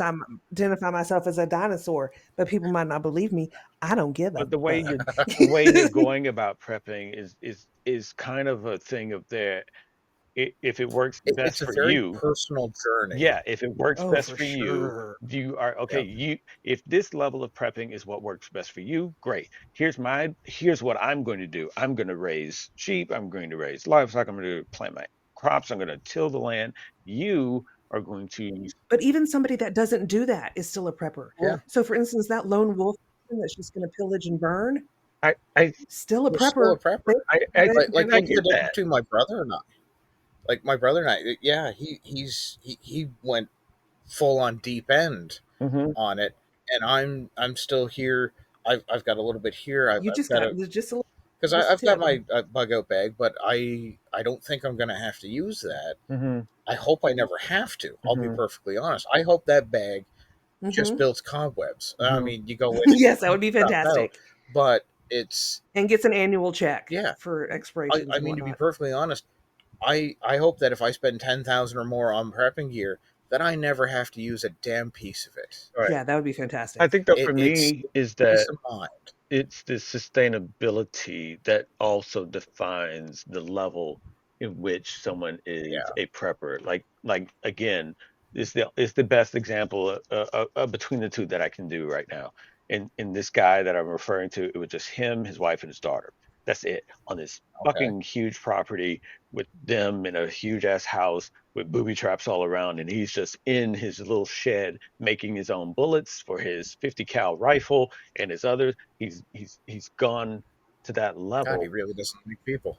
But was that I was going to say, he must not like people. He's no, using 50 no, cal. yeah, That's yeah. expensive. Anybody? No, well, but he's making his own I guess he's rounds, just so being he's doing it. thorough. Yeah. But I think there's a level of sustainability that sets the difference between the two. Where if you're prepping for an event, but can you sustain that? Because to me, when you start to sustain it, then you're a little bit more than a prepper. You're now gravitating into a homesteading or communal um, mindset. I see a lot of personal overlap between homesteading Yeah, Hmm. and prepping Right, because me it's too.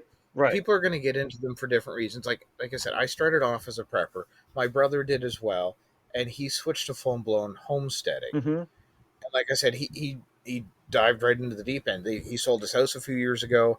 He bought a 22-foot camper. They winterized it, and they've spent the last what 2 winters in that, Hmm. and now they're building a So home.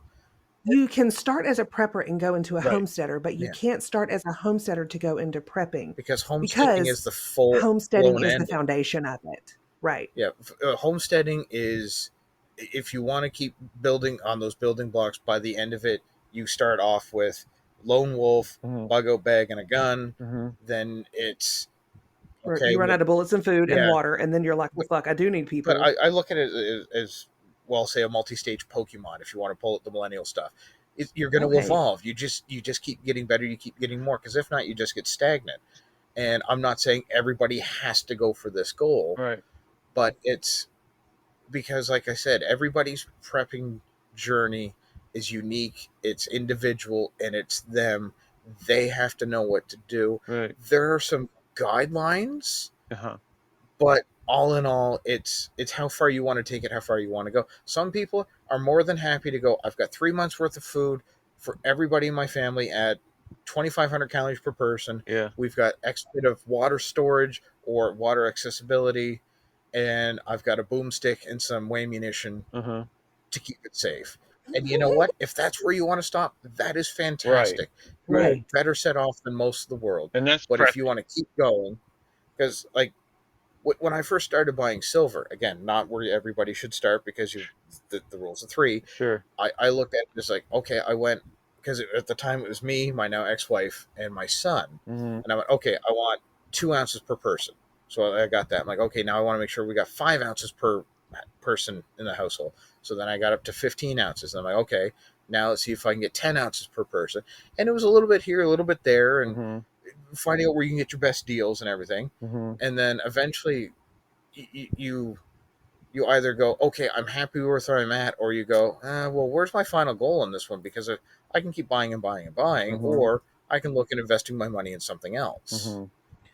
Or don't invest if you can't invest money on other possible forms of currency, then you need to work on the currency that you can produce. So if that means you can put fruit trees up, great. Yeah. You know, eventually the will become a barter. Your biggest asset as a prepper is going to be your mind. And I keep coming I'm back out. to that. Okay. Well, good night, guys. Thanks. I'm done. No. What I mean by that is, what knowledge do you retain? What do you know? And again, everybody's different. Everybody has their preferences and expertise. But it's also that library, and to me, that's huge. And again, I know some people are like, "Oh no, I don't." Da da da. But it's I soak up so much and I retain a fair bit, then some stuff just disappears and I've got this brain fart. I'm going, why the hell don't I know that? I know I should know that. But I go, Well, as a I prepper, you know. want to set yourself up for success. And Yeah. if you don't have books to fall back on, because you don't know what mental state or capacity you're going to be in, then you're really setting yourself up for failure. I also know And that a prepper wouldn't do that. what I look at in my role of prepping, because I've got my 2 children, I've got my partner and my parents that I'm looking after, I am the forefront of, if there's a dangerous situation, I'm putting myself there. I've got the right equipment. I'd like to think I've got the right mindset. And I think I would be able to do what I need to do in the situation. But I also realize putting myself in that situation also greatly escalates the chance of me needing a hole when I'm done, which is going to suck. But that also means all of the information in my head is now gone with me. So it's about a legacy at this point. Yeah. But like I said, well, and you mentioned, and I keep harping on about the damn library, because it's, yes, that information I had stored in my brain is gone. But if I got it from the books, everybody else in that community, or in this case, my direct family, now has access to that information as well. So they now, it might take them a little longer because I got to read it. But think about it this way, though. We are really fucking glad that Nikola Tesla wrote that shit down. Oh yeah, because he didn't have to. He could have just kept going and going and going and going and going. Oh yeah. But it's going to help people in the future to know what happened, but also what can happen. What down? How to make energy, free energy. Oh, okay, because you kind of left that open for people to that was a little assume to know. So okay, here's the thing, and we're going to take a break after this, but do you? So for me, what I'm gathering is like, okay, you start off prepping, but eventually, if you're doing it right, you evolve from prepping. You never stop. Well, no. You have to. You evolve from prepping to homesteading. But prepping is homesteading. Well, no, that's what I was saying before. You're prepping. You're preparing. If you're prepping, you're already homesteading. You're prepping. Not necessarily. So like prepping. If prepping is a point where. Well, that's if prepping is a point where you're just preparing for an event, then it becomes a thing of where you're trying to establish normalcy again. You're trying to build a house. You're trying to grow your own crops.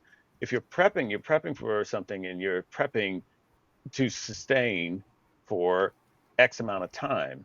And then eventually you're hoping to get things going where you're able to do and be independent and able to grow crops and able to find people that you can build a community with, which some people want to do community, some people want to do homesteading, but eventually you're not in that prepping state anymore. You're applying it Right. and You're here to sustaining. sit. Right. Yeah. You're So living it. prepping is pretty much, okay, how much do you get yourself and your shit together and ready to fend off and outlast whatever the scenario might be, get to where you need to be in order to be safe and around others that can help you sustain, and then build up from that to a sustainable existence and a sustainable reconstruction. So that's, to me, it's like listening to the two of you, it's like you guys go right into the homestead aspect of it. And I guess for us, because we have prepped and we know that right, really in order to be always learning and always growing, you can't just be a habitual prepper forever. right, exactly, You will set down a root exactly. somewhere. And it might be a small, teeny tiny root. You may have, a year's worth of toilet paper and toothpaste. Mhm. Good for you. Yeah, Okay. Okay, but move on. You got right. enough. And You're and gonna be that's fine. that's the thing I was getting at earlier. It's like, okay, if what is a takeaway that somebody is trying to prep, and it's hard for, I not to deflate any bit of knowledge and capabilities that either one of you have, but it's hard to say, if you're prepping, do this, and that fits every scenario. We know that if you're in the Right. city, your prepping is going to be different than if you're in the country. It's going to be different if you're in a suburb. It's going to be different if you're locked into a school or if you're in an office building. Yeah, I mean, or even not unless you're. climates. I mean, I did work with a guy that basically was prepping while in an office building. And everyone thought he was a weirdo. Really? Yeah, everyone thought he was a weirdo. And I would tell them, it's like, yo, um, if shit, like, if there's a massive flood and we're all locked in here, Larry is going to be the only one eating. You know that, right? Because the vending machine is going to go quick. And then after that, this dude has corn growing at his desk. Do you already Shut up. You're kidding No, me. he was like, That's impressive. I would go by his desk and was like, "Hey, Larry, what you got going on?" It's like, "I got this right here is a soil. It's real." He had figured out a way of getting, He's got a hydroponic yes, system under his yes, desk. he did. He had the soil, so like those Maniac, could you imagine like that? That would be God, his amazing. ingenuity. so like those That is plastic, brilliant. like those plastic, like, and people that We need him on our and team. and Yeah. people that and so this is another thing that I was talking about. It's like people have this impression of prepping is this way or homesteading is that way, and it's all organic. He was like, look, I'm working with what I got, and people have this certain Hmm. thing that they feel about with plastics, but here's what I got. And so those little plastic beads that come in those packs to reduce moisture and whatnot. Oh, the silica beads. Yeah, he had developed that as a soil. Oh my And God. he had one of those fucking, oh yes, That's going to be a slow and it's painful like, oh, death. it's so With the therapeutic. microplastics. Well, it, Oh God, don't even get me and started. I get it. I That's a whole I nother get episode. people have all the plastic things, but he was looking at it like this: we're locked in an office building. Where's the soil? But we need to grow something in order to sustain ourselves. And nobody Or likes you, pooping at in some a point, you bucket. have a resolve that you did not prepare and you are not going to make it. So you just try to be as happy and as Yeah, fed and alive exactly. as you can be Or for the time that you have. the people that get to that and go, I need to do whatever I can. Absolutely. I think the scariest thing would be a parent that wasn't prepared in something like that, because they are going to do, as long as they're a good parent that actually cares about their kids, because there's way too many that don't. Jesus, Oh, I right? know. That's a whole other Oh podcast. my God, for sure. But in my case, say I wasn't a prepper, I'm going to do whatever the hell I need to do to make sure my kids have food in their Hmm. stomach. that's going to be a very dangerous mindset, because to me it's going to be me and my kids Right. or some stranger I've never met. Right. Yep. Yeah. And I'm going to go to some very dangerous extremes Right. to make Yeah. sure my I will win. oh yeah, either I will win or I will not be breathing. Right. There is Yeah. no in Correct. between. You'll make that victory very, very hard for the other person if they happen to do it.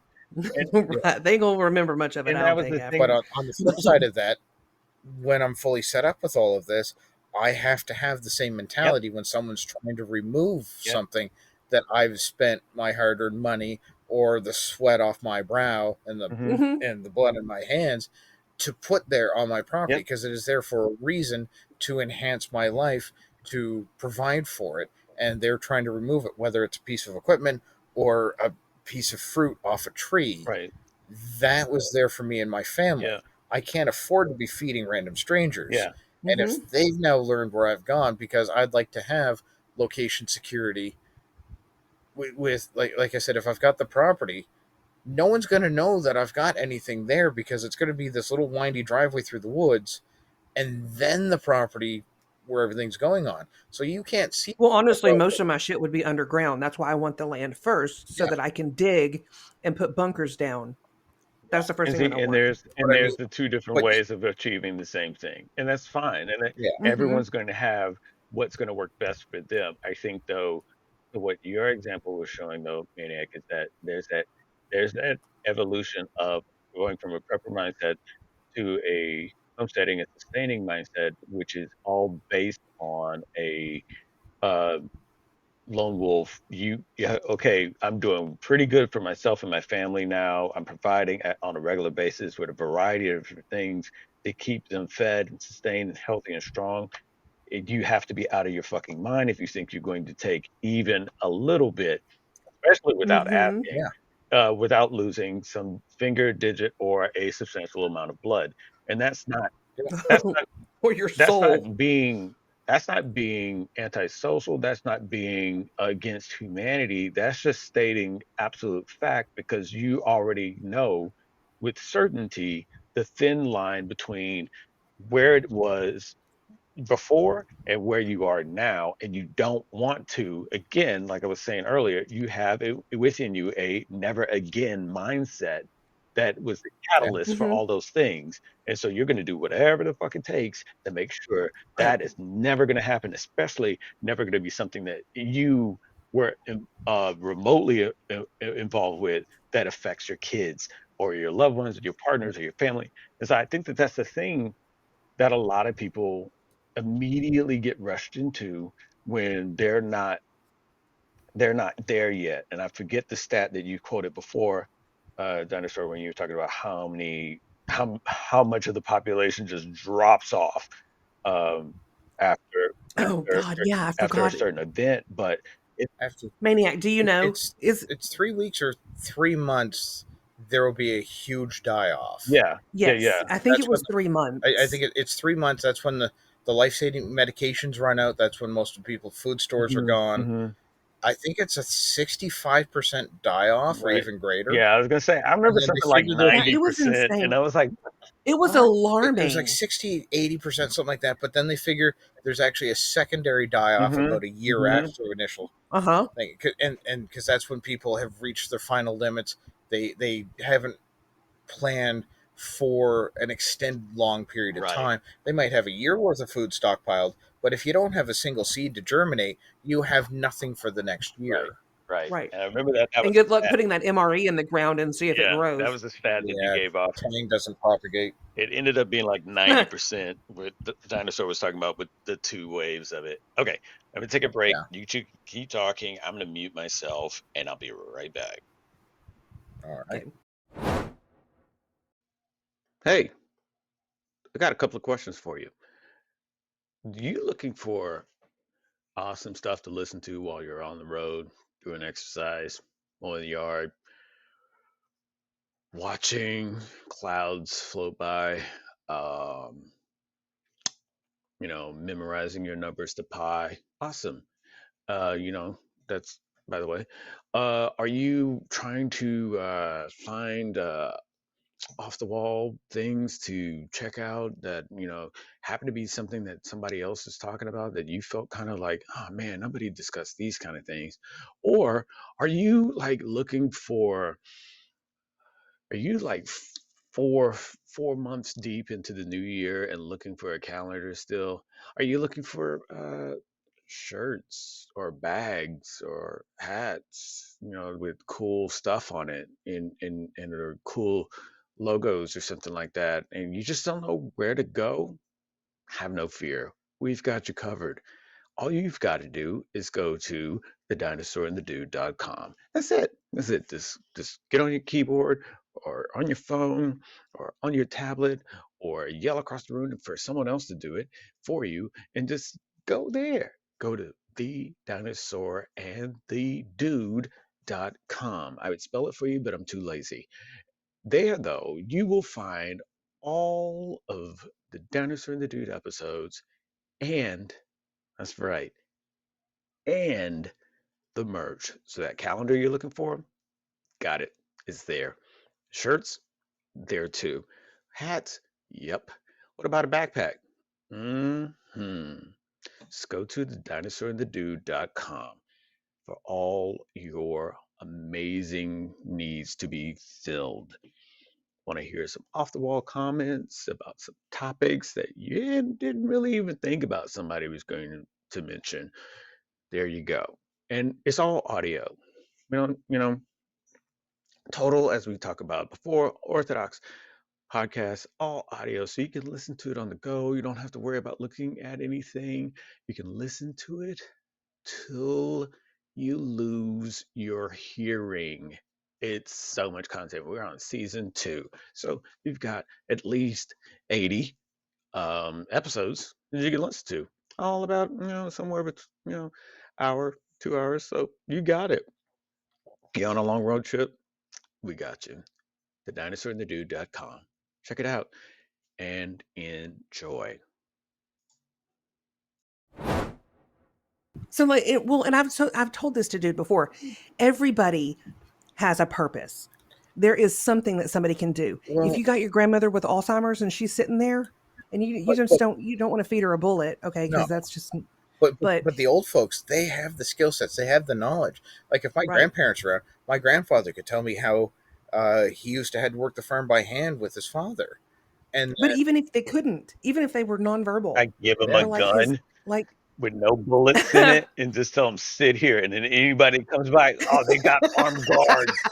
Oh, this well, person. the thing is you give such a look to that little old lady with the double barrel 12 gauge rocking on the front deck going, yeah, no, she will ruin me in a heartbeat. Right, she has no soul. She is there it's gone. all the time. They always have an armed guard. She never leaves. Yeah. No, don't test her because it's not loaded. And all the It's good kids when you stuff, I'm grow up telling you. too, you'd be like, yeah, she might waste me because I'm not the right ethnicity Right. either. It's just she's old. fair. So clearly, I'm back now. And I'm glad you two are having a great time without me because it's not about me. I'm just sitting here learning and sponging and We're even having a great time with you if that helps. Yeah, and that's trying true. So take that. trying to figure out how many canned goods you need to go buy. Yeah, so for me it's like just a thing where, and I kind of heard a little bit of touch on it in bring it far be it from me to not bring the okay, let's get real dark. Yay! It gets it. Like my Throw in some conspiracy cereal and we'll go to town. It's not even that. It's just really a thing of where you're almost doing a little bit of a lone wolf when you're prepping. And when you first start, you tend to, because I mean, when I started, even with the silver, I had no one to talk to. I didn't know the community. I had to do it by myself. Right. Now there's that aspect where I'm saying like, okay, now I'm on the run. Okay, let's just visualize this. I'm on the run. You're like, it's just me. And I got people. I got my people with me. Do you have to?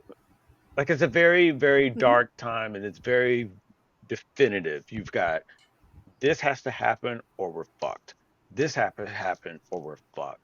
This we can maybe finagle this, that, or the other, but we can't do that for long because scurvy's making a comeback. so we got to be ready.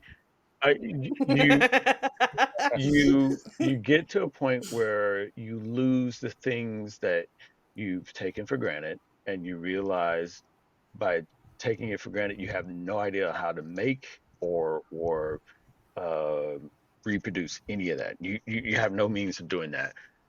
You then also realize that things get really real really quick. Injuries become really real really quick, and the mortality of certain people and the means of which we can't make it from A to B if we're trying to drag you along with your twisted ankle. Um, do you Right.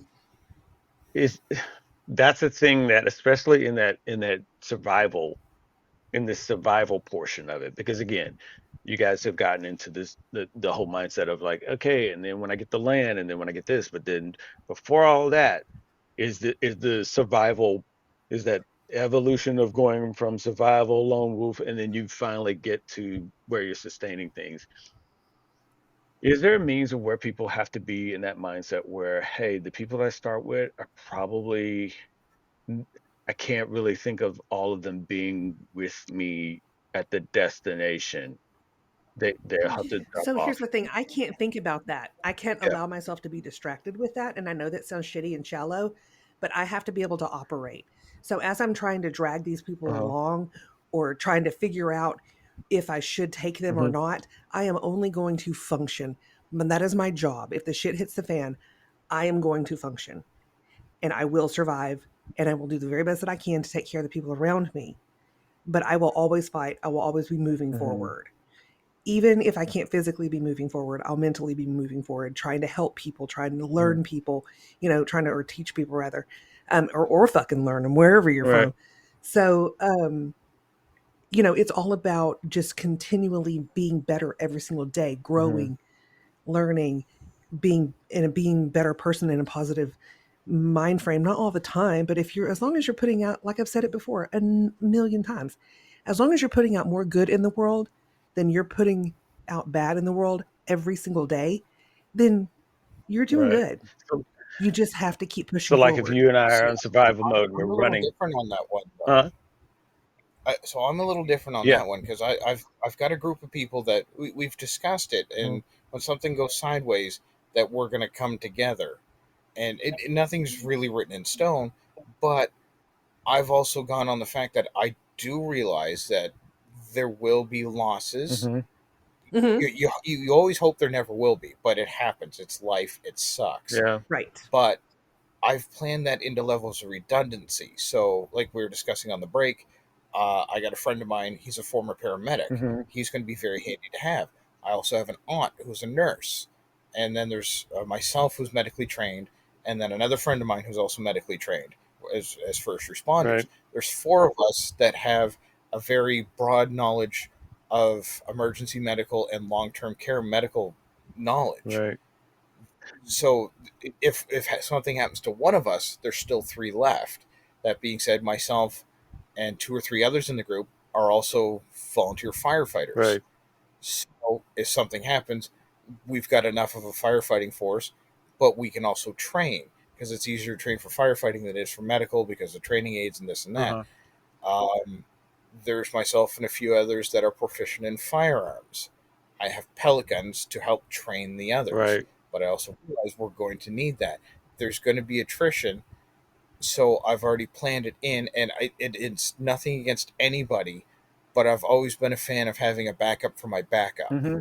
Yeah, Hmm. sure. It sounds like redundancy, but there's safety in numbers, and if you've got more people that know more on the different things, if you lose one person, oh, that sucks. But you haven't gone, oh shit, we now have nobody in the medical professions, and that means the next person to get a scratch is going to die of a fever. Right. Right. But that's you getting, you know, you and the other medically inclined Avengers together. If it's just you, Yes. and Yeah. you all haven't made it there yet to where you've connected to your three other um friends, then okay, like say for instance this Dinosaur and I are running, we are in survival, we're like, hey, we've got to get to Maniac Land. Yes, we're gonna go. We're gonna make our way there. On our way there, I'm trying to keep up with Dinosaur, and I hop over. because I'm so Yeah, and swift. I'm a fucking I ninja. hop over this toddler fence, which we all know are super dangerous for adults.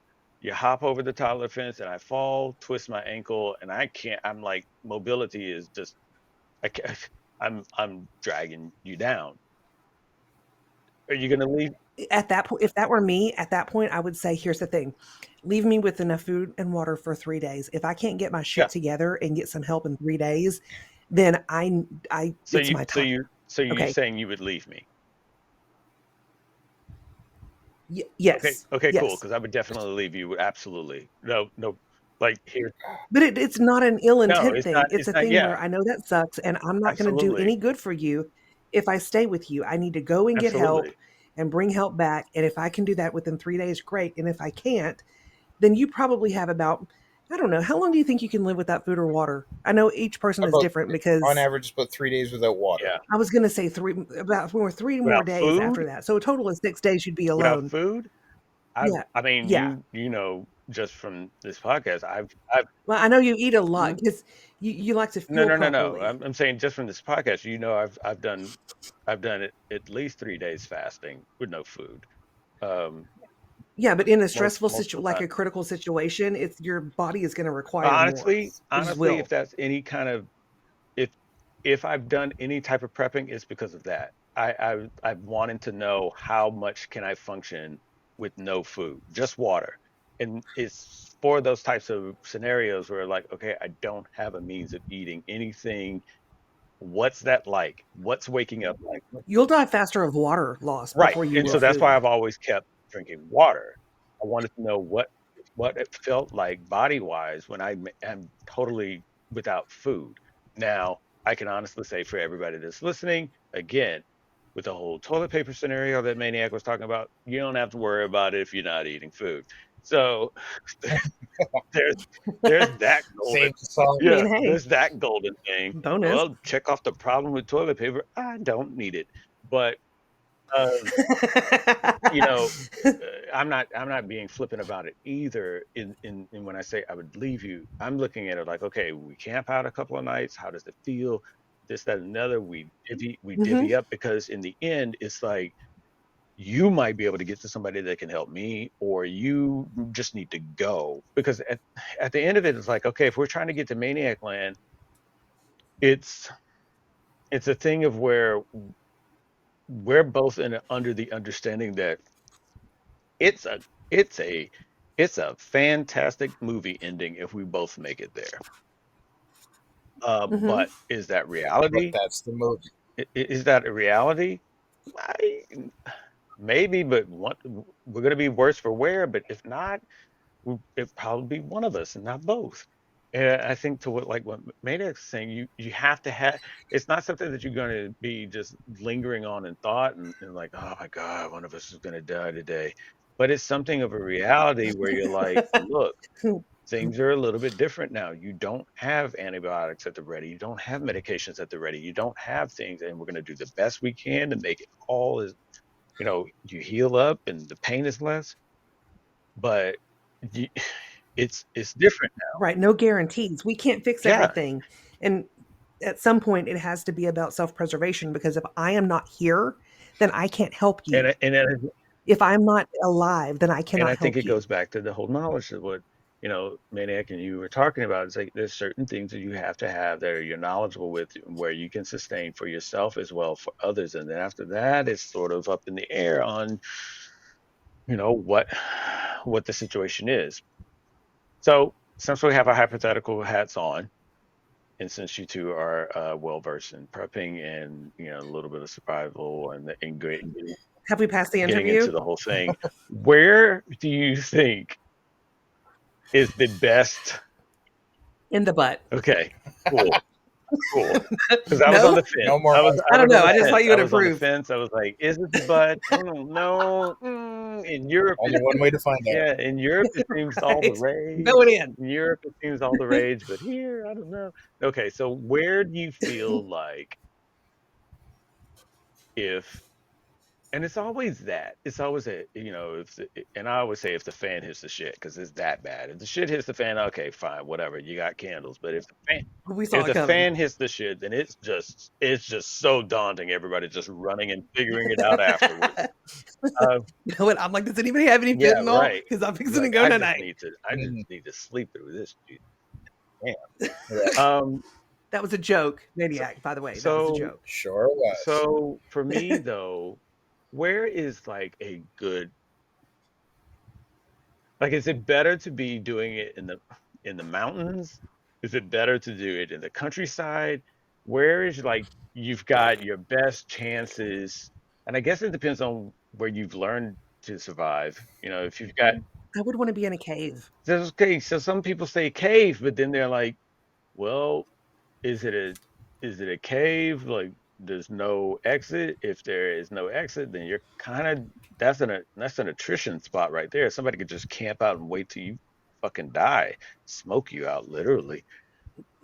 But can Right. you True, true, true, so true. if you got a lake or if you're on the coast or if you're in the mountains or in the country, What say is you, there Maniac? What do you opportune think? is it optimal, not opportune, but optimal location if you have to prep and survive and sustain, where would it be for either of you?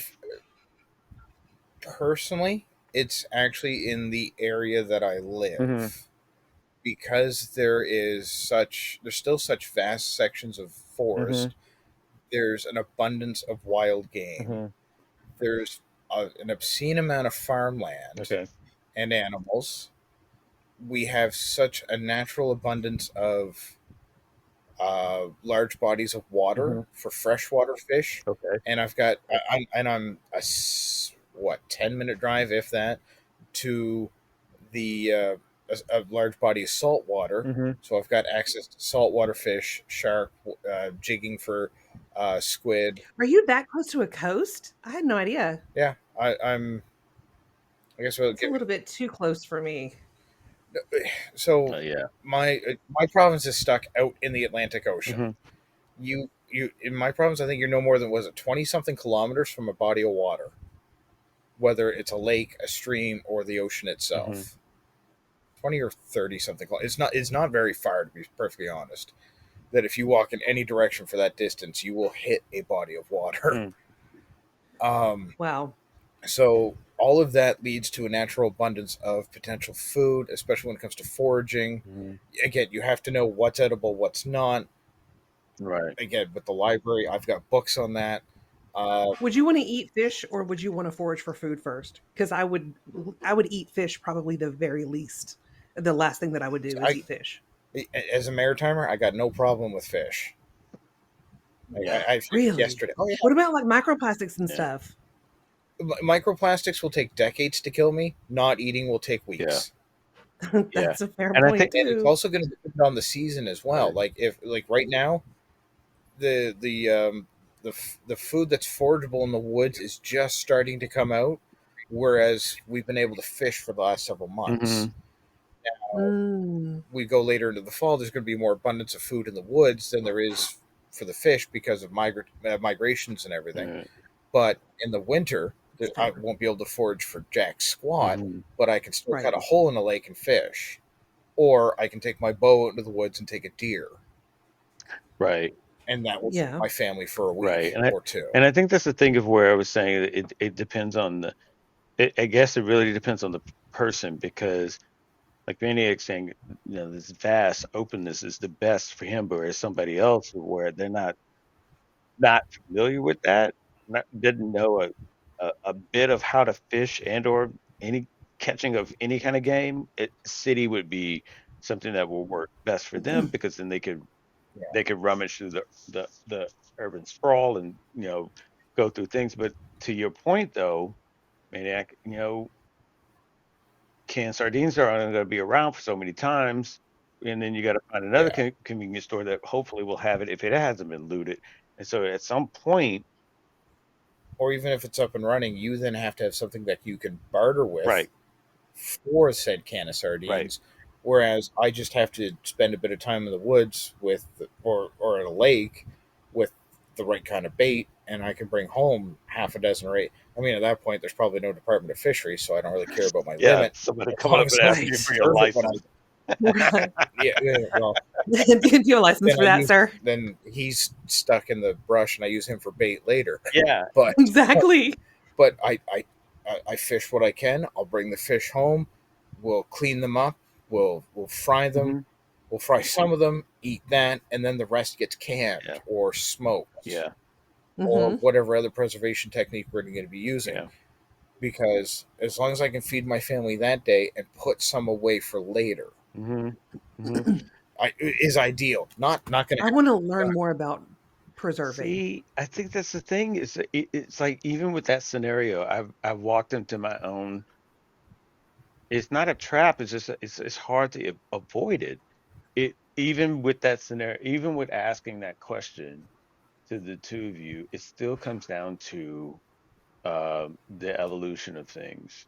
And you're prepping to get out of a situation or survive a situation to then go into a means of sustaining um, and thriving.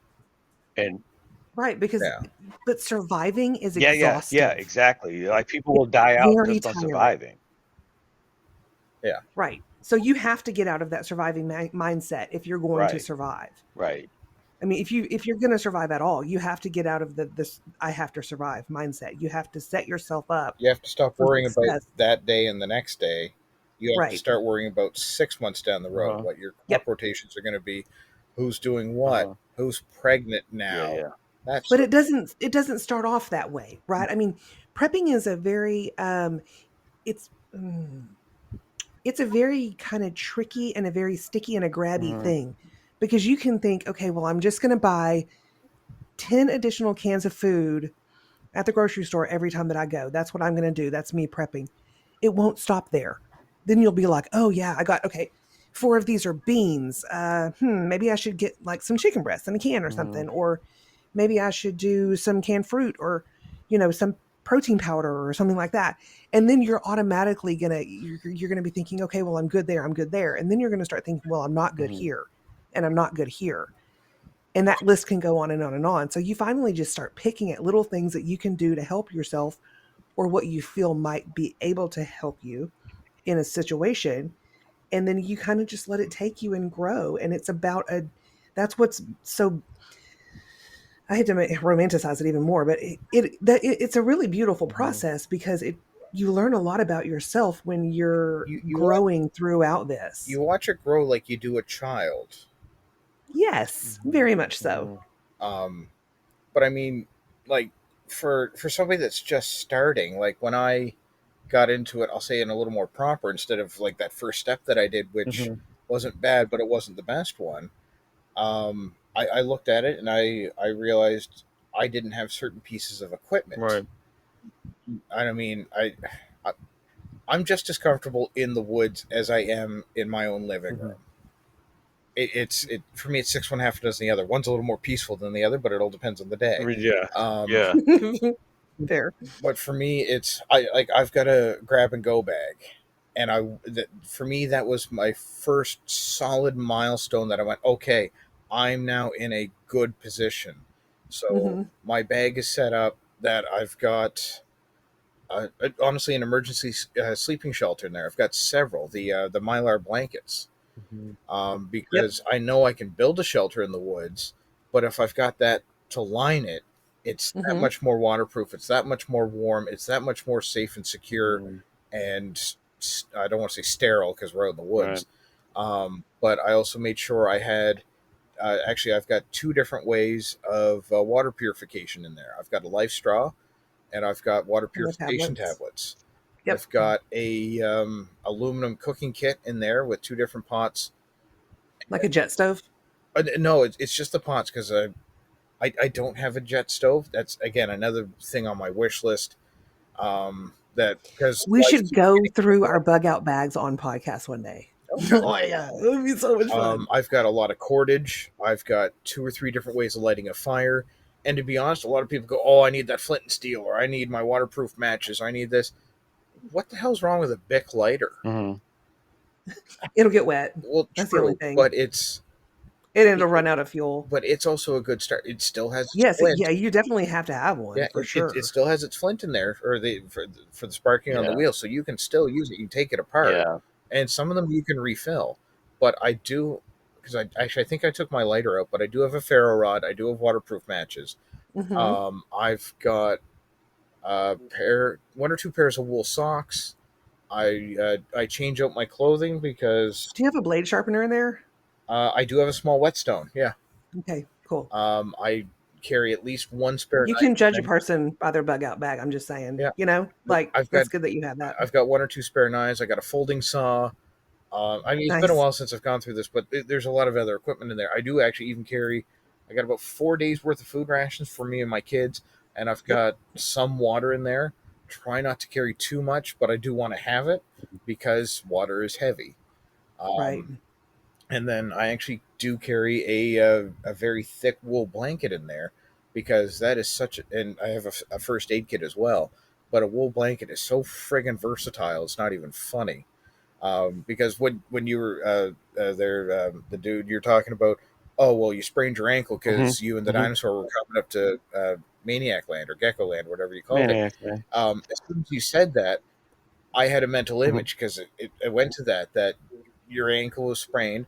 I would pull at that wool blanket, have it folded in a certain way to wrap around your leg with the duct tape in there, tie it along with a few sticks to support it. You now have a walking splint that's protected of your foot. Right. And that's with you with knowledge to do that. With other people that Yeah, don't, they're like, leave me. I'm going to die. yeah, And that's the mindset that some people have when they don't have the information, the intelligence, not intelligence like they're dumb, but the intelligence in the education of how to go about surviving. It's literally those things like you're prepping, you're surviving, and then you're sustaining, and you gravitate those ways. I think that when you guys are talking about the different examples and different ways of doing things, I because I you know watch a lot of movies. Go figure.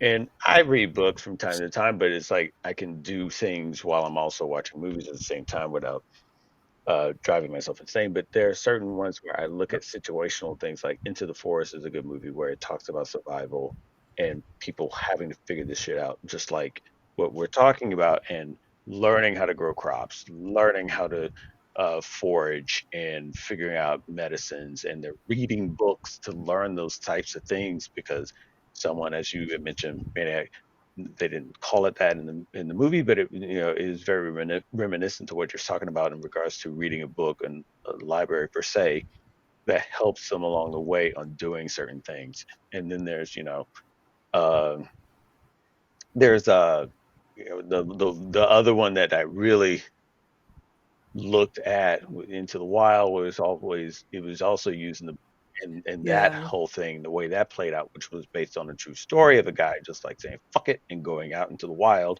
and trying to make his own from it, and eventually, He made right, it and for quite a eventually got while. a book so oh, that he could learn how to do these things. And total misread led him down a wrong path. But it was that whole, I think, with both of those examples, movies. If somebody's inclined to do movies instead of books, you still can get some learning material out of it. But you're seeing people learning through a fuckload of mistakes, and it's just like, oh my god, I don't even know how to prep meat, and you're just Well, isn't that the way of the world well, though? yeah, We just but I try things until but I something think sticks. though what I'm getting at with that is like with those examples of movies is more the reality of someone like say myself that is trying to figure out how to do it and is trying to gravitate from that survival into a more sustainable thing, and you're hitting all these different hurdles of okay, can I do meat? How do I do that? Do I leave it out? How long? Uh, can I grow? Can okay? How do I slaughter this? Okay, great. What's medicinal? What's not? And you gotta have resources, books, or a person that's going to be willing enough to share that information for with you in order to make that go. Otherwise, it's a steep learning curve when you're trying to really figure it out on your own. Um, But for you, Dinosaur, you didn't really. I didn't. We didn't really get into what your ideal. Where do you think is a good place that Like that geographical do you location think or is just like best in the a yeah, climate do you think or well, I mean, I guess it kind of goes hand in hand, right? Because every place rains, but some more so than others. But do you think in the city, in the mountains, in the countryside, somewhere in between? I would say countryside is fine with me. I'm from the country. I grew up in the country, so Well, um no, I mean, like, where do I you do think find a it would be great that somebody has a means of surviving and having those resources available? So obviously you're not a fan of the coast, but you're thinking still countryside. you, Hmm. yes, yeah. Yeah, it's not that I'm weary Hmm. of the coast. The coast brings storms, and I realize that, I come from Texas, which, we eat tornadoes for Hmm. breakfast. So it's not, it's just, but I'm not used to, I'm used to Hmm. tornadoes. And I know that sounds fucked up, but I'm not used to a hurricane. I don't know how well I would do in a situation where I was in a hurricane. So why would I want to move Hmm. somewhere that where I'm potentially setting myself up to get eaten up by a fucking Yeah. hurricane or a monsoon Yeah. or a fucking a tsunami or Right. some shit? I Well, mean, at some point, tectonic plates are going to shift somewhere, and we're gonna feel something. uh, I mean, now whether I'm alive at that point or not, who knows? But and see, I'm the exact opposite. I'm used to the hurricanes and everything. I got no problem with that. Tornado, that kind of makes me pucker up a little Yeah. bit. are Yeah. you I serious? Oh yeah, know. I mean, I've never of dealt course with it a is because tornado, it's but I've dealt with right. a hurricane 5 times a Yeah. year minimum every year of my existence. I'm still Christ, here. you're selling it, aren't you? Yeah. Okay, good. That's I great. well, I mean, yeah, it's not the high sustained winds of a tornado. It takes longer to pass through, knocks the shit out of the trees and the power Hmm. lines, but it's just like every other storm. It clears, we get up, we get out, we clear it up, Hmm. we rebuild the infrastructure.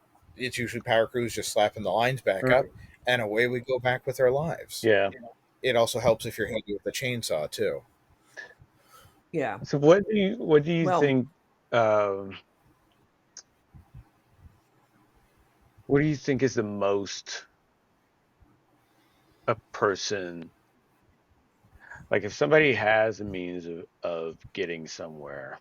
I mean, you were saying 3 months earlier, Dennis, or do you think that's the ideal get your shit together and prep for a good solid 3 months and then but also having the means of either getting to a place you can start building and doing some sustaining it, or do you feel like however and whatever you can get,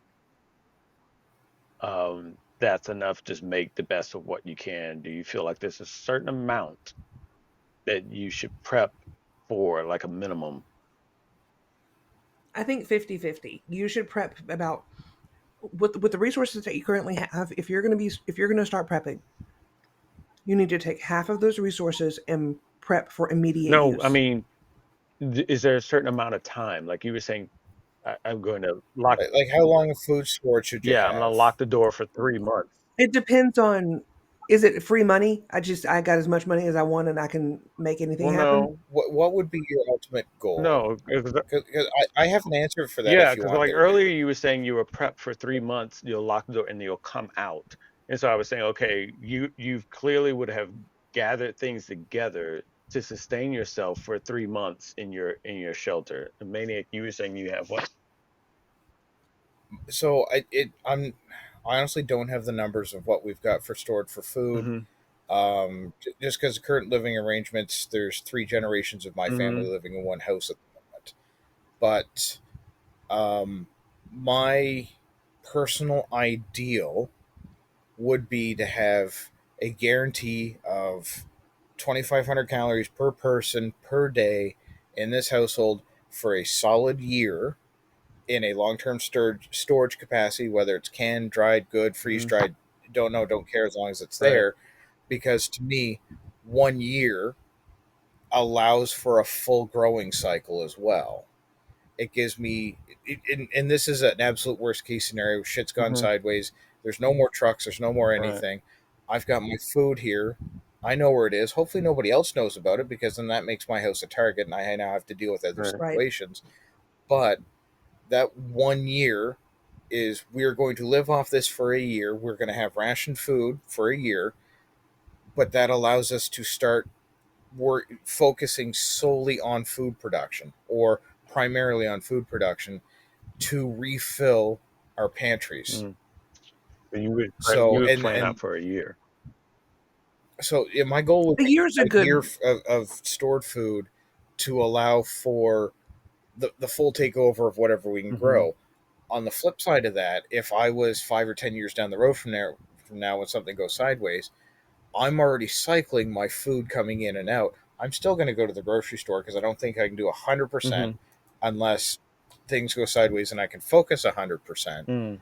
But if I'm doing 20% from the grocery and 80% out of my yard, well, that's great. That means I'm also saving a lot in groceries. Right. But it's also a small switch over to produce an extra 20 or 30% more than it is to produce an extra 60 or 80% more if you're only doing 20% in your own yard. So and then if you're really focusing on it, then you can do maybe a bumper crop of something, or an additional plot of something, so that you can barter with it. Or on a very similar context, if you're lucky enough to be on I don't want to say a compound, or if you're on a communal space, but everybody has their own little farming areas, you go, okay, well, hey, Gary, I'm going to produce this much more tomatoes this year, because I've got better luck at it. It's just my thumb. Yeah, it's your jam. Whereas Gary's better at producing corn, but and I'm over here smoking weed. I got everybody covered. Yeah. But if Aloysius is good at doing potatoes, we're going to get, okay, we're all going to focus on this for this year to help just have a huge bumper crop of everything. So that way we've got more in the food pantries or the cold storage or whatever we're doing. A little bit of a farmer's market, if you will. Yeah, but if you're living on a compound, that has a context to it. If it's a communal land and communal farming, then you're all going to have the pros and cons of everything. Right. If everybody puts more effort into more food, if you're homesteading in a communal space, so I mean, homesteading in groups or singularly, it's still homesteading. Yeah. Because like we were discussing on the break there, if I get I'll say an okay sized piece of land, if it's 10-ish acres or more, and if it's just land, my house gets built first, and then I got a friend of mine, we're building his house second. Absolutely. Because it's him and his partner or spouse and their 2 kids, they homeschool their kids. Their kids are within a year age of mine. And so with them up on the property, and they're both very knowledgeable individuals, we're starting to complement each other. Right. I've got knowledge that they don't. My partner has knowledge that I don't have. She's the medicinal herb person. I know of stuff and more of a science-based fact, but she's able to go harvest it, grind it or dry it or whatever, add it to whatever, and now, okay, we've got headache medication, we've got a painkiller, we've got I can't wait to meet her. Oh my gosh, I'm so excited. I'm just we're gonna nerd. I'm just glad in your example you had an Aloysius. That's I was really happy that I heard Aloysius was like, God damn it, that's awesome. You just rang up Aloysius. That's good. A year sounds like you. It's a very lofty goal.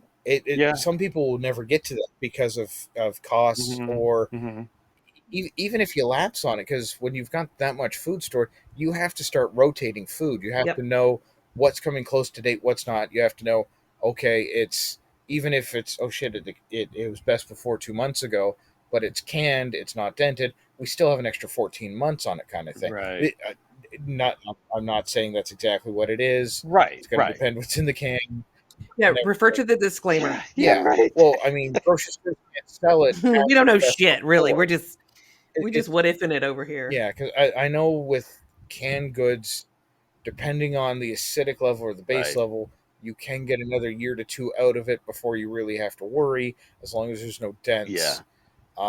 With stuff that's like in a glass jar, it's a different time frame. Depends on its UV exposures. There's a whole damn There's a science whole behind lot. it. Yeah. I should brush There's up a on whole that. That would lot, be and useful that's to why we have know. the disclaimer, because somebody's going to listen to this and not hear it right and be like, he said we could still eat this Vienna sausage. It's like 14 years old. He said it's not. There's no. It's been sitting out Well, for No 5 dent. you know years. We're what? good. You can. It's just like in the world. There's every. You can eat just about anything Right. once. Like Right. if you really want to give her, you can try lava Right. once. Exactly. And I think I'm sorry, I gotta brush the lava out of my and I think teeth. that's I'll the be thing back. that So people will find out real quick is that how their body reacts to real food. Um, yeah, We are fragile fucking beings, okay? food that you grow is going to react with you totally different, and because everything's so processed yeah. nowadays. So I Mhm. But on the flip side of that, if I can yeah just yeah yeah interject no one go little ahead. thing, if you're getting a lot of the freeze dried foods from whether it's old military surplus or it's like Mountain Yeah. House or any of the other brands that are Hmm. there, or if um, Aloysius down the road has the a freeze He has dryer everything. and you barter with him because people do Yeah. that, try it first before. It's just like anything else. You want to make sure your tools, your equipment, and everything are working before you need them in a dire Yeah. situation.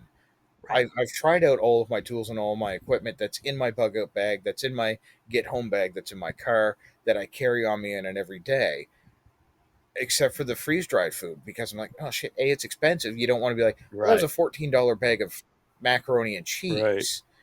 And it almost is up here. That's the scary part. But try it. If your body absolutely rejects it, A, don't buy Yeah. anymore, and B, see if you can trade with somebody else that it doesn't ruin their Yeah. guts with something that they have that can work for you. Because you really don't want to find that out 6 months week and a in. half into a shit hits the fan that you're like, oh, I want to try this mac and cheese, and then all of a sudden your Yeah. your anus is hanging out the toilet. You're like, yeah, that wasn't good. Yeah. You're shooting around you're shooting around You your really don't want to bunker. touch the I'd be like, I toilet with need that. pumpkin stat. Shooting around your bunker So like a it's bottle rocket. yeah, just don't be on the wheelie chair and you're Right.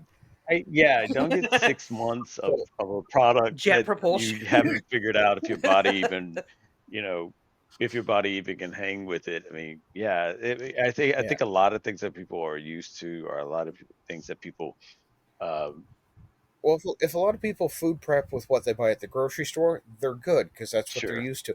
If you don't eat lima beans, don't buy canned lima beans for your food storage. yeah, You're wasting Maybe money I and need this time. when the fucking yeah, world don't ends. get, Yeah, don't, Sure, because you're gonna be like, it's I not want to like you're try gonna. something new. It's not like you're gonna load that into a giant ass slingshot and bean someone in the head with right, it. There's better, less than lethal yeah, don't options. get the freeze dried Um, milk. And you also know that you're lactose Right. intolerant. It's like find other things that you could exactly. do, uh, Yeah, because but again, make sure your food works with right, you. right.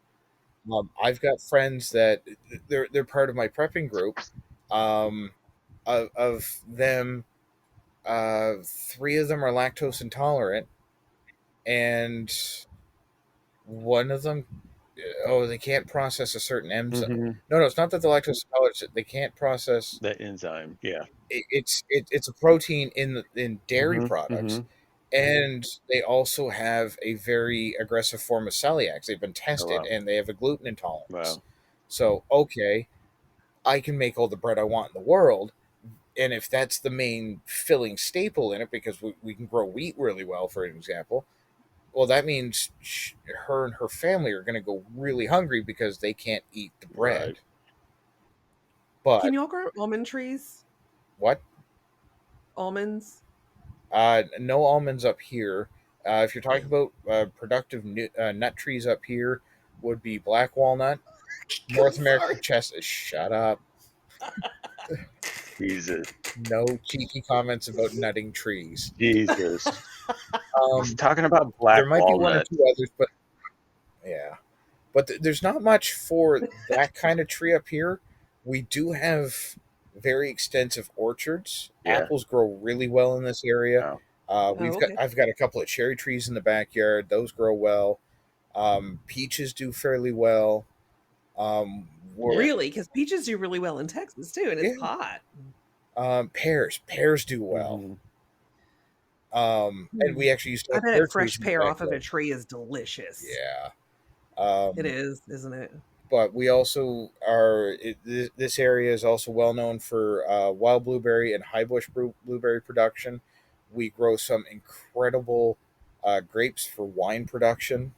Hey. I live in the bedbasket of my province. Like Sounds like it. there's if we were to shut down all the borders and everything, I'm pretty sure if someone did the numbers, we can be self sufficient on our food production. Right. There's large That's cattle good. farms. There's large chicken plants. The only thing we kind of lost was about 20 years ago. We lost a lot of our our pork farms because the local pork processing plant, they shut it down because it wasn't, and I quote, as financially, it wasn't making them as much money as they wanted. Which Oh, pissed of me off. course. Like they were making money off it, but it wasn't as much. So they shut it down, and now the next closest pork processing plant is in Quebec. That's like a 16-hour drive. So now it's Good no gracious. longer feasible for them to load the pigs in, ship them 16 hours to the plant.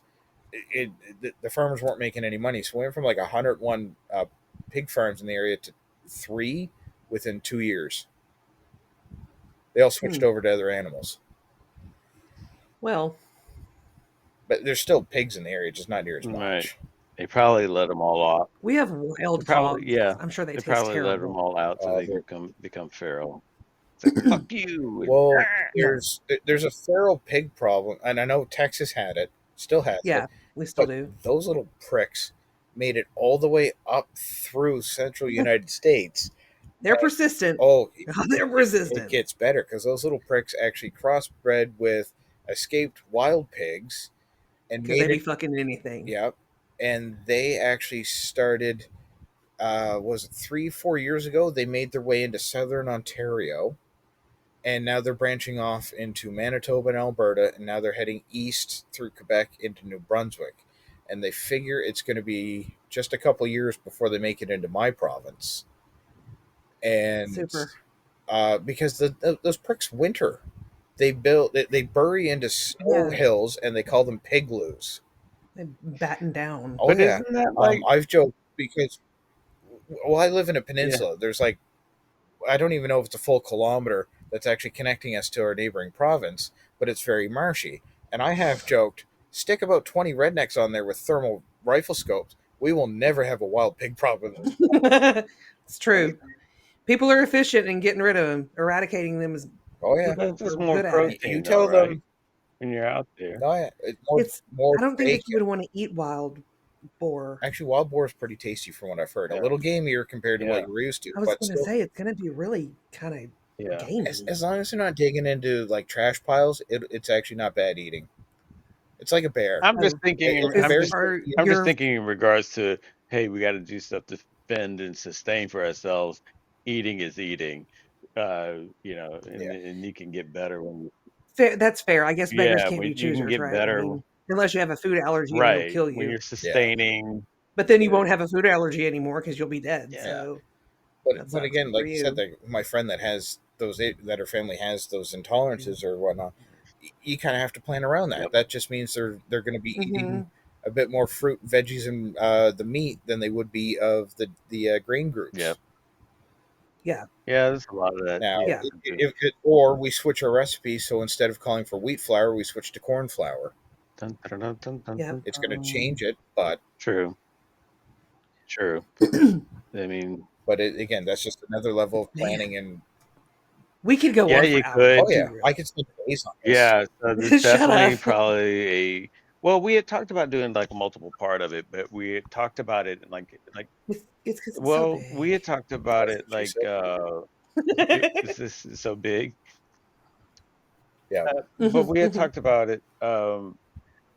Like we did our relationship episodes at one time, where it was multiple part from different relationships. Yeah, well, it was different aspects of it. So like say for instance it was preppers, and the next one probably would be homesteading, which we kind of sort of go into, but on this one, but it's more of a okay, here's all the things in regards to Deep dive. homesteading. But I feel like a third could be uh, generated from it on just the whole the I guess I guess I would like to do a third one based on gear, equipment, and practical setups. Like We can do an entire well, I mean, season on like prepping if Oh we're yeah. being like Maniac honest. mentioned a bug out bag and then a get home bag, and I think that's the second time I've heard someone say a get home bag. Usually, Yeah, it's So get home or so bug that out. bag is in my trunk of my vehicle, right, and it has different. It has some equipment that's the same, but some that's different. right, So Hmm. it was even geared different a year ago because of my commute. hmm So I was commuting an hour into the city for right, work, Oh, which then fuck meant that. I had that bag is geared up. So if I'm parked at work and shit has gone sideways, the grids are down, the right, car can't move, I can throw that backpack on my back. There's some extra equipment that I keep in the trunk just hmm because I would hook that on and I would start walking home. yeah, Hmm. There's yeah, that bag. It was designed and still is designed that from my furthest destination to home, I should be able to make it without having to stop except for rest right. and having to prepare Because the food. mindset is So different. it has, yeah, Yeah, I'm getting home to get to where my equipment is, where my base of operations sure. is, whereas my bug out bag from the house is designed to take a lot more Get equipment and a out. lot more stuff with me Yeah. because I need to take more resources and more adaptability and portability. Well, not more portability. Like I said, I got a plan for small hmm kids, but my son's of the age where we can actually, well, they're both big enough that they'll have their own bags where they can take their clothes and some other stuff. But my son is of a size and an age where he can start taking some Right. equipment, and he's getting more into this without realizing he's getting into Yeah, yeah, this. yeah, yeah. Like Hmm. well, here's another aspect that we just recently started, and I know some people might roll their eyes, but him and I got into playing into airsoft hmm recently, Hmm. and it's a fun thing for him and I to do, but it's also Yep, teaching him without realizing yep. tactical Got some awareness and layers in it. situational Right. awareness. Conditioning happens all the time, and Yeah, you're choosing it's at least a healthier way to condition your kid yeah. than to We're sit getting down in front of physically a active, TV or whatever. and so we're getting physically active. He is learning without realizing he's learning, and Mhm. it's a great thing. Yeah, I had to spend a bit to get hmm some gear for him and I, the guns and whatnot, but he's learning. I'm learning. Like I And you're doing nothing but making an asset out of yeah, him, you know? because he's got his own tactical vest, he's got his helmet, he's got all of this, and he's geared out. So I know in a few years, with some more training, with some more experience, and more of life, he will be a bigger and better asset that if something happens. Because again, right now he's not even a teenager. hmm Yeah. I don't But have a tactical vest, and I I'm really sad about that right now. about I what bet you didn't have I don't have a this. tactical vest. he's actually using one that I bought when I was in college taking my correctional services course. Get it, sir. It fits him well. He likes wearing it. It carries everything he needs. Right. Go for it, bud. I Cargo Yeah. pants, So but for up top, you know? Yeah. so I wear a plate uh-huh. carrier, and then yeah, I I was gonna say I've got a plate carrier for fun, but then I've got the exact same model in a different color for not fun. yeah, yeah. Not fun. This Right, is right, for right. not fun. This is for fun. Sort of like swim trunks. Is Yeah, that a swim label? trunks versus a thong. So I think though Yeah, that it'd be great to have if we could do a three-parter. I would. We can do Yeah, more yeah, than yeah. that, dude. I'm I know, saying, but like, I'm I up for literally. being on this for whatever I I know, can be but on for. So I'm trying to think of it as I'm trying to think of it in a productive way than social. And I'm all for social, okay, but it's like when we produce it out there, I want somebody to say, okay, I got this out of that.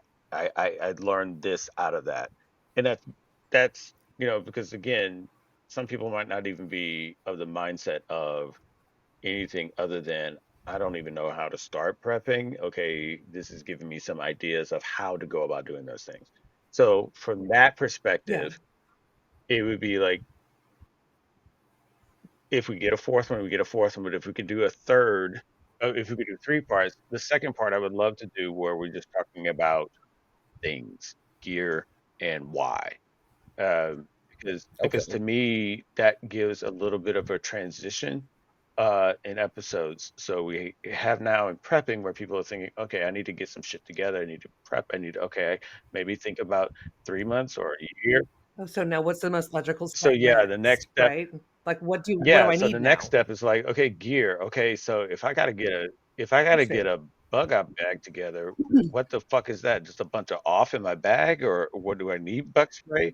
So I totally be Actually, down because the first thing to as a do for a prepper, I bug out, realize that I don't have Sure. everything that I need, right? you And so never some do. of the things you have, um, I may say, "Oh God, that's a really good idea. I Yeah. need to And get one of those," or expand my right. And what were you collection. saying, Maniac? Sorry. Well, I was just gonna say, like, even with like, oh, I got to get a bug out bag. Like, well, it's like I've mentioned umpteen times before. Research, research, Right. research, learn, learn, learn, and then go out and what's your price point on a bag? What can you Right. afford? And then look Right. out, like, sure, taking the what people will say is top 10 best bug out Mm-hmm. bags or top five or this or that. There's going to be some mix and match over, but Mm-hmm. what you got to do is find the bag that fits your budget, that's the right size for you, that's adjustable and Hmm. fits well, and will hold the gear you Mm-hmm. want. And the amount of gear you Yeah. want, because some people might want to take the Right. entire world with them, but it's not But another feasible. thing you have to look at is even on like the style. Okay, well, are you going to go with the tactical look, which can put a target on Sure. you, but allows for some more versatility, allows you to put pouches, has more openings? Do you want to go with the cliche camper Mm-hmm. look, or do you want to have what a lot of people, especially like the lone wolf, like you've mentioned quite a few times before, is they want to have that gray man Mm-hmm. look where they Hmm. don't stick Mm-hmm. out. Everything about them is to be as nonchalant and as immemorable as Right. possible. And Hmm. some people can do that. I Mm-hmm. can't. My Yeah, your physical physique is appearance not will not let me do your that. physique is not I, gray. I'm no, I'm 6'2", over 300 pounds, with a big burly red beard. I You're glowing. I'm as subtle as a turd in a Yeah, punch you're bowl. glowing. Like it's not happening. It's so Yeah. okay. If I can't do the gray man thing, I have to, and I have to realize Yeah. that. Go high visibility then, Yeah, definitely high I might visibility as well go. and act Yeah. fucking crazy. Well, it's People will stay I away can't from do you. gray man, so I might as well look like a threat. Right. Because if you're out there trying to do as it it's like today If when you've everyone's got trying to a break. little plastic Dannon water bottle and a Hello Kitty backpack, you're not here to play. No, Yeah. You know? No, yeah, but I think but I mean, like, I think that's the thing though. Just real quick, and then we can get more into it. But that's the point of it. It's like to what you're saying, Maniac. Research, research, research, and then we have to yeah, be aware that we've got people that are probably listening, although it's only 18 on YouTube. Okay, we'll find whatever. But we've got we've got over 3,000 plays in Spotify right now, and that's not flexing. That's just saying we've got yes, enough. We've got people that are listening in multiple countries at this particular point. Again, not flexing at all. It's just looking at it like we're wanting to encourage people to do their research, but then also they're listening to get some sort of understanding of where they can even start. And so, like, say for yeah. instance, right now you're dropping Gray Man. There's some people like, "Well, that's a movie, right? Oh wait, there's a thing. Okay, what? And so they're sitting there trying to figure out where do I even start that could fit in the direction that I want to go. You start on the internet Yeah, but and you you and just I go both, and you see where it takes you. you I and mean, I that's it. You have to be responsible for your Yeah, but own you and I both know research. that the Yeah. internet is full of all these. I mean, you're in a Facebook group that doesn't want to cooperate. So it's like if Yeah, I we're understand it that. And it then, but you also have to know your own country's sure, laws and rules as well, exactly. because and state by, well, I know with you guys it's state by state Mhm. for, as an example, firearm Mhm. laws. Where in my country, it's the same law applies to everybody coast to coast to Right. coast.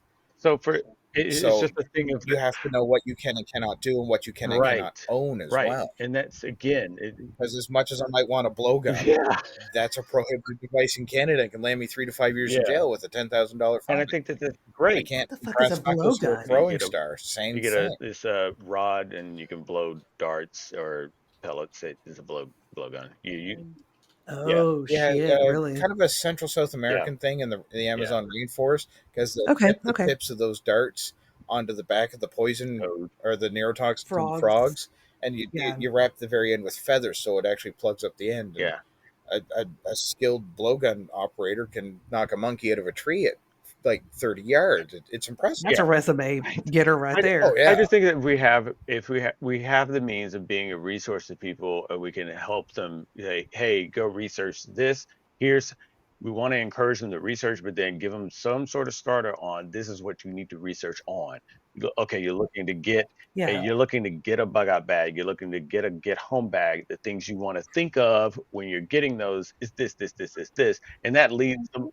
Instead and of that telling leads them on the somebody, path to research. these are the things that you need to Right, and think that leads of, them on the path of I'll researching. say, this is what Yeah, works for me. right. Right, So right. then they can research and figure out what works best in their country. Okay, they said something about a canteen. Okay, I'll see what is available that will work for me. And so that's the thing I'm talking about. It's not necessarily that we're trying to tell them what to get per se as like this is definitive, but these are the things you need to think about, and now you need to go research that yourself. And so it gives them a starting point to where they can start doing and feeling like they have the means of doing it for themselves. And that's the thing that I would hope that people can take away from episodes like this, where they're not overwhelmed with this daunting thing of I don't have shit prepped. I don't have anything that I know, but it gives them the understanding. It's like, okay, he mentioned something about fishing. I do need to figure that out. He mentioned this about rotating crops. That would be something I need to look into. And then that's the stuff that we can help people get an understanding of the things that they really need to start thinking about, and then get educated and get researching on those things. So if we could get one like this preppers episode, and then we do one that's talking about the equipment that you can have prepping, have for your bug out and your get home, and what those terms mean, also what it is, because the two of you have it already in your heads, the terminology and understanding of it. I'm talking about for people that have zero, if we can give them a yeah, resource just from these episodes to empower them to do that research, and they have an understanding of starting. And then from there, if we could do another episode on homesteading or communal, to me, homesteading is like we were talking about dinosaur. If you're doing it by yourself and your family specifically, you're homesteading. If you're doing homesteading within a group, you got a house, you got a house, you got a house, and we're sharing the same farmland, then that's more of a commune. That's more of a community. And there's differences to it, but I will never call it yeah, a yeah, yeah. commune There's ever. negatives to there's, The Branch there's Davidian was negatives. the Branch Davidian was far Yeah, too there's close to negatives home. to commune and compounds, and I get it, but the same Then the ATF gets yeah, involved, yeah, and I get yeah. that Then can't be oh, all of a fun. sudden don't we drink see an the Kool-Aid. uptick in Virginia. Mm-mm. Arlington, Virginia is listening, and we're like, hey, why is all these people? And it's like, okay. Yeah, just know I I mean, want we nothing already to do got with that. Roswell, New Mexico. Hey, y'all again. So, Yeah, so hey guys, how you Area doing? 51 is listening, I just, you know what? Put an but alien but just have an but alien hopefully listen to that us. It's helps fine. the two of you get it. That's the thing that we can provide with people with these episodes like this, and it's I love the social aspect of it that the two of you are having. I'm also thinking of it in regards to people that are just like I want to Yeah. I want to gather.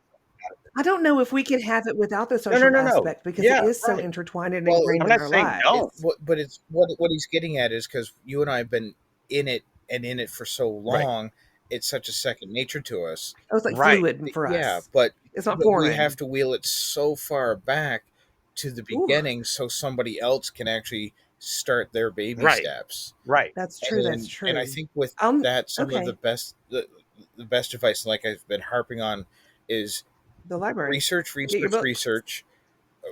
Internet's great, and it's not at the same Uh-huh. time. If you can get your hands on books on everything from farming, the old school how-to stuff, uh, old cooking manuals and Right. recipes, how to repair this sort of stuff.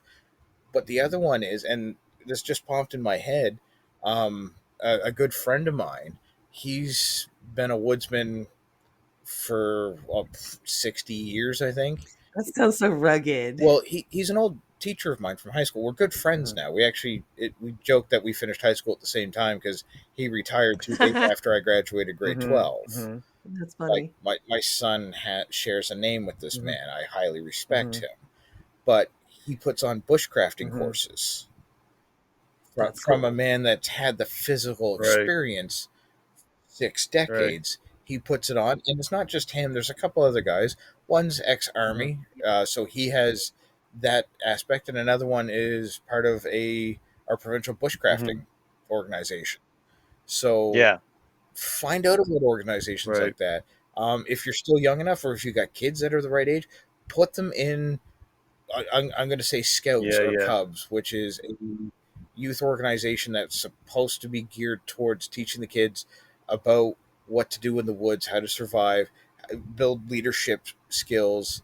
I was in that when I was a kid. Self-defense, all that. Yeah, my dad taught me so much before I went into that. That was a refresher, and then I learned more from my older friend. Like I said, my dad taught me a lot. I was incredibly lucky to have Mm-hmm. that. I spent my summer camping. Like I said, I'm just as comfortable in the woods as I am in my Right. living room, Yeah. and one's a little more calmer Right. than the Right. other. It all depends on the day. Yeah. So it's, to me, this is second nature stuff. But to, like I said, to wheel it back, you research, get the hands-on experience from people that have it and are willing to learn. If you can find local organizations, and I know some countries or some places won't have a bushcrafting organization, but if you can find a historical reenactment group, as an example, that does Oh yeah. medieval, a lot Hmm. of that ties exactly over into bushcrafting. Well, it's You're still learning to cook on the relevant. woods, you're learning to work with your hands. Learn to sharpen a knife on a whetstone. Holy crap, most Yeah. people don't know how to do Yeah. that. And I think that you're right. And there's nothing better in Really? your toolkit than having a sharp Yeah. knife, because you can do so much with I that. think I think you're right. Wow. Yeah, That's the yeah. that's Okay. the stuff I'm talking about is in regards to, like I was mentioning earlier, like the two of you are socializing and having a great time with it. I'm encouraging that. I want that, and that's something that is really good to hear. Where someone can say, "Man, I want to get to that level where I'm having that fluid conversation," and that's what I was saying. It's like a little ball bouncing back and forth. Yeah, awesome. But I'm sitting on the outside going like, "Hey, but what about this?" And I'm basically taking on the characteristics of somebody that is walking into the situation new and trying to figure out, okay, Yeah. how do I do that though? And so if that type of information is something that we can glean from it, then you're reaching everybody on every aspect of Oh interest. yeah, So I think Sure. that and would be great if we could do another one, because I know we're pushing 3 hours and 30 minutes right now.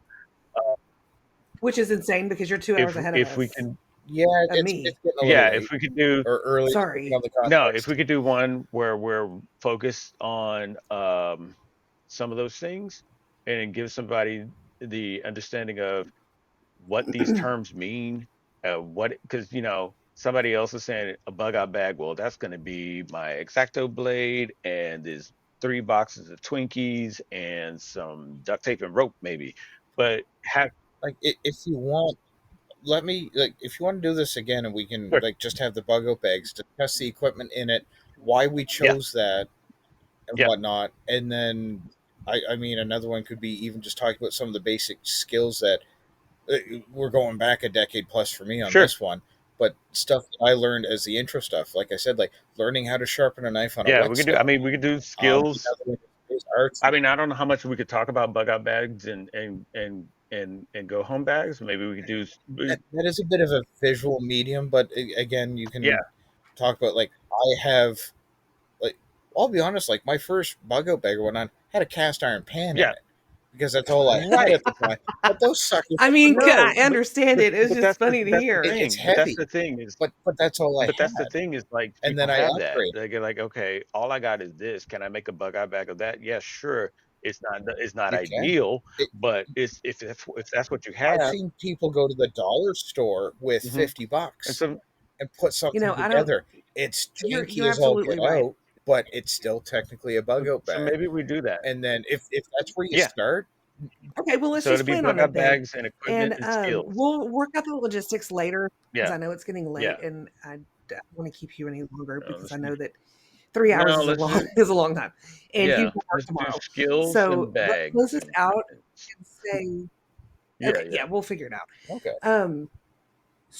So thanks for listening to another episode of the Yeah. Dinosaur and the Dude. Thanks for being on, and I really appreciate the insight that you've given, and I appreciate the patience, dude, that you've had with us while we kind of just rant and rave and geek out and nerd That's out good. and about all this shit, because it's a pretty Mm-hmm. cool thing whenever you're helping Mm-hmm. yourself, Yeah. Mm-hmm. it's empowering. So it kind of gets me in the feels. But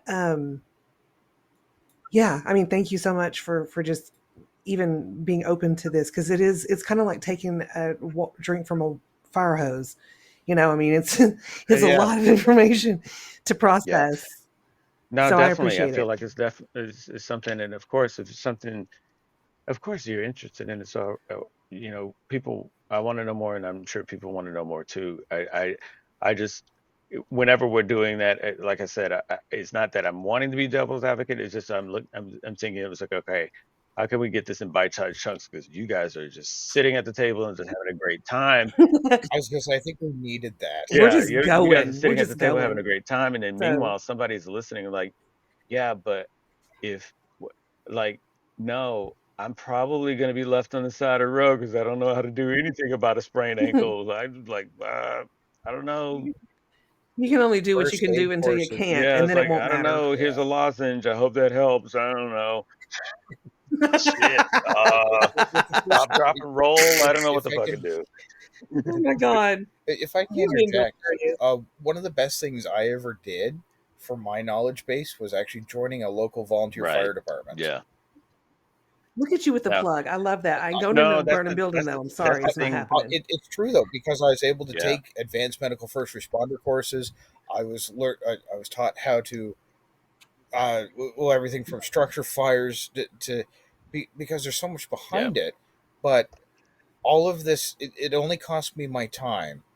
Everything was paid for by the fire Hmm. hall, and I've learned so much. And I also learned, and think this one's the biggest one in all of it, is how I react in a high stress Sure. situation. You learn about Because there's yourself. nothing more fun when you get there and you and two other people have to do chest compressions on the mother of two of your fellow Mm. firefighters for 45 minutes before the first ambulance Yeah. gets there. Yeah, you kind of learn about Yeah, yourself. It's that's all tough. You, sounding great, and you talk big game, but then when you're in that situation, you learn about yourself. yeah. For sure, Some definitely. of the guys that talk the big talk, as soon as that hammer goes down, they're in the corner Yeah. whimpering. While the guy Right. that says nothing is right in the middle of it, doing the most What do I fucking gruesome, do? nastiest stuff that you have to try to keep somebody going. Put your finger in the hole. I don't want his blood. Yeah, I'd be like, you know what? Then sit there and Yeah. die. yeah. Okay, do that. All right. Well, So Fucking cool. hell. Yeah. On that note, hey yeah, guys. All right. Well, thanks for Yeah. everything, and Yep. we'll do it again. So yes. I guess next week we're going to be talking about, what is it? Oh, next Medical. week. Next week is about Yeah, feral next week. kids. Oh, next week is feral Hmm. kids. Yeah. I Okay. have one of those. Yeah. Yeah. I know. We dive into what feral kids are all about. So you'll And have to listen up so you yeah, can and get some and it tips, Yes, I and will. then write in and let us know what your and pointers are. here's a Yeah. Oh spoiler. God. Yeah. It's not cool. So yeah, we got No, that, it's and then we not. got some other things on the map that we're gonna conquer. We're gonna do more on this topic and as well, and then we're gonna talk about rare syndromes, and that's intriguing to me. Uh, I'm Yeah. a rare syndrome. That's why I don't go to the doctor. I don't want something named after me. Right. Yeah. You're like, and now Right? you have this. Hilarious. All right. Well, thanks. Exactly. Oh, great. I got a case of the All Maniac right. Gecko. Well, have a good evening. Thank you again so much. Everybody listening, always love yourself because we love you. And if you do it, do it with lotion. Works really best. hard. And Where it you know, hurts. if you forgot, she's the dinosaur, and I'm That's the fucking me. dude. And we also have Maniac Gecko with us today, so don't forget that. And go to our website and check it out, please, because it looks awesome. TheDinosaur&TheDude.com. Everything that you ever want to know about anything is on there. Links. And if you can't find it, we'll probably have some links to some of the stuff that we're talking about in this episode and other episodes associated with it. So it gives people other means of starting points for research. So lean through those things as well. All right, that's cool. Thanks, everybody. All right. Cool, guys. Thank you so much. We'll talk to you later. Thanks, man, for joining us. Really appreciate it. All right. All right. And bye. Love you. Done. Love you too. Bye.